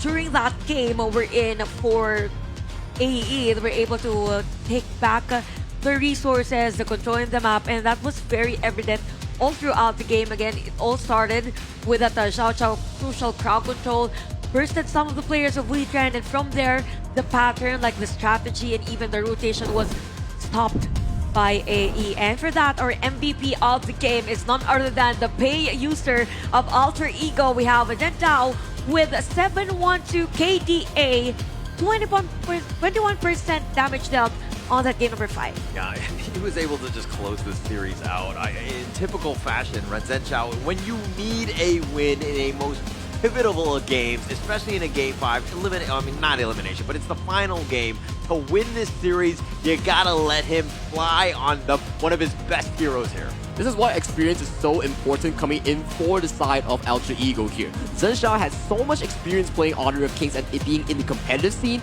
that really translated into his capability in ending games and surviving these long series of a comeback. Yeah, the mastery of the heroes. I mean, I think he has the same playstyle with Zhang Q. Yeah. And I believe that for Alter Ego, this is their strength, and at the same time, there is enough support on other sides of the map as to why their aggression was very effective against the Wetrnd. And it feels like this is a nice preview of what we could see on the semifinals tomorrow. But let's focus first on the highlights of what happened on game number 5. Again, and I think this was it.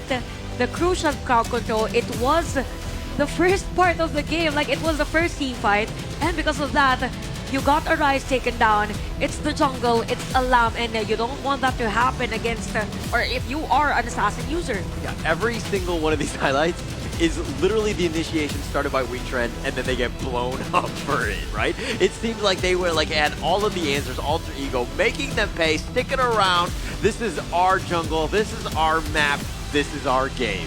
The game did in fact go to a side of Alter Ego Esports here. Just like what Holland mentioned, all of these plays started out by the side of Wetrnd here, but the synergy and the coordination just wasn't what we expected here. And in the end, even though Arise found a really beautiful flank, but it was too little too late with the Vanguards marching in, it was all the combat being succeeded for the side of Alter Ego Esports. And since we end our group stage, this is the updated standings for our groups A and B. We could see that for Group A, HBSE is on top, having a 2-0 for the match wins. And even for Group B, we also have the Malaysians leading that corner.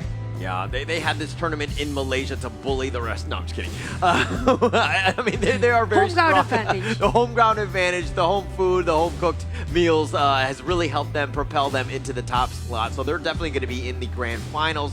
And so tomorrow is going to be a rematch, dare I say, of the Indonesian teams and the Filipino teams going at it one last time in a final best of 7. There's a reason as to why they were scheduled straight to Match 2 and Match 3. Again, it's a preview of what we will see for tomorrow, and this is the updated nation standings. The Malaysian teams are currently at the top, meaning that they will go straight to the grand finals, and we will have the semi-finals between the Philippines and Indonesia. And this time, when you start playing the semifinals, one team will have to right. go home. This is where elimination is on the line. And at the same time, we also have to consider that the game will be very different from the usual thing that we do, because you have one team playing game number 1 or the other team playing game number 2. So it depends. It depends on to them. Yeah, so the order is kind of like, I think it's done in like private or whatever, but it's one of those things where the teams actually might even alternate. Or probably they play straight 2. Yeah. So they don't actually, they play with global ban pick. All of those rules apply, but it's one of those things where it's interesting because, you know, you Alter Ego might be going up against, you know, Blacklist International, you know what I mean? So it really comes down to the hero that pools, chess match, right? Who's going to play, just in case it will play game number 7, Exactly. something like that. Anyway, this is going to be our matchup for tomorrow. Now, semifinals, by the way, is a best of 7. We've mentioned that. And for the match, again, Philippines versus Indonesia. We will start the game at 7 o'clock, time zone +8.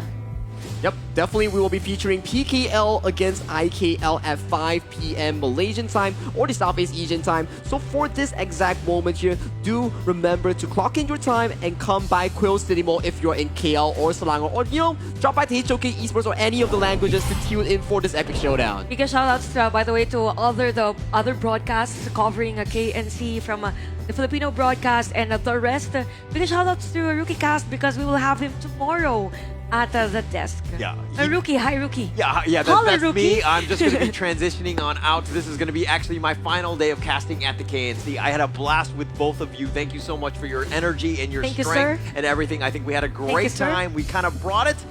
Definitely the energy was there throughout. We had an epic 6 series throughout the past 2 days. A lot of action. I loved every minute. Yeah, I loved every single experience that I had. I mean, this is my first time covering this, and we will see you tomorrow at the semifinals. Do not forget, it's 5 p.m. Come join us live. Again, this has been KNC 2025.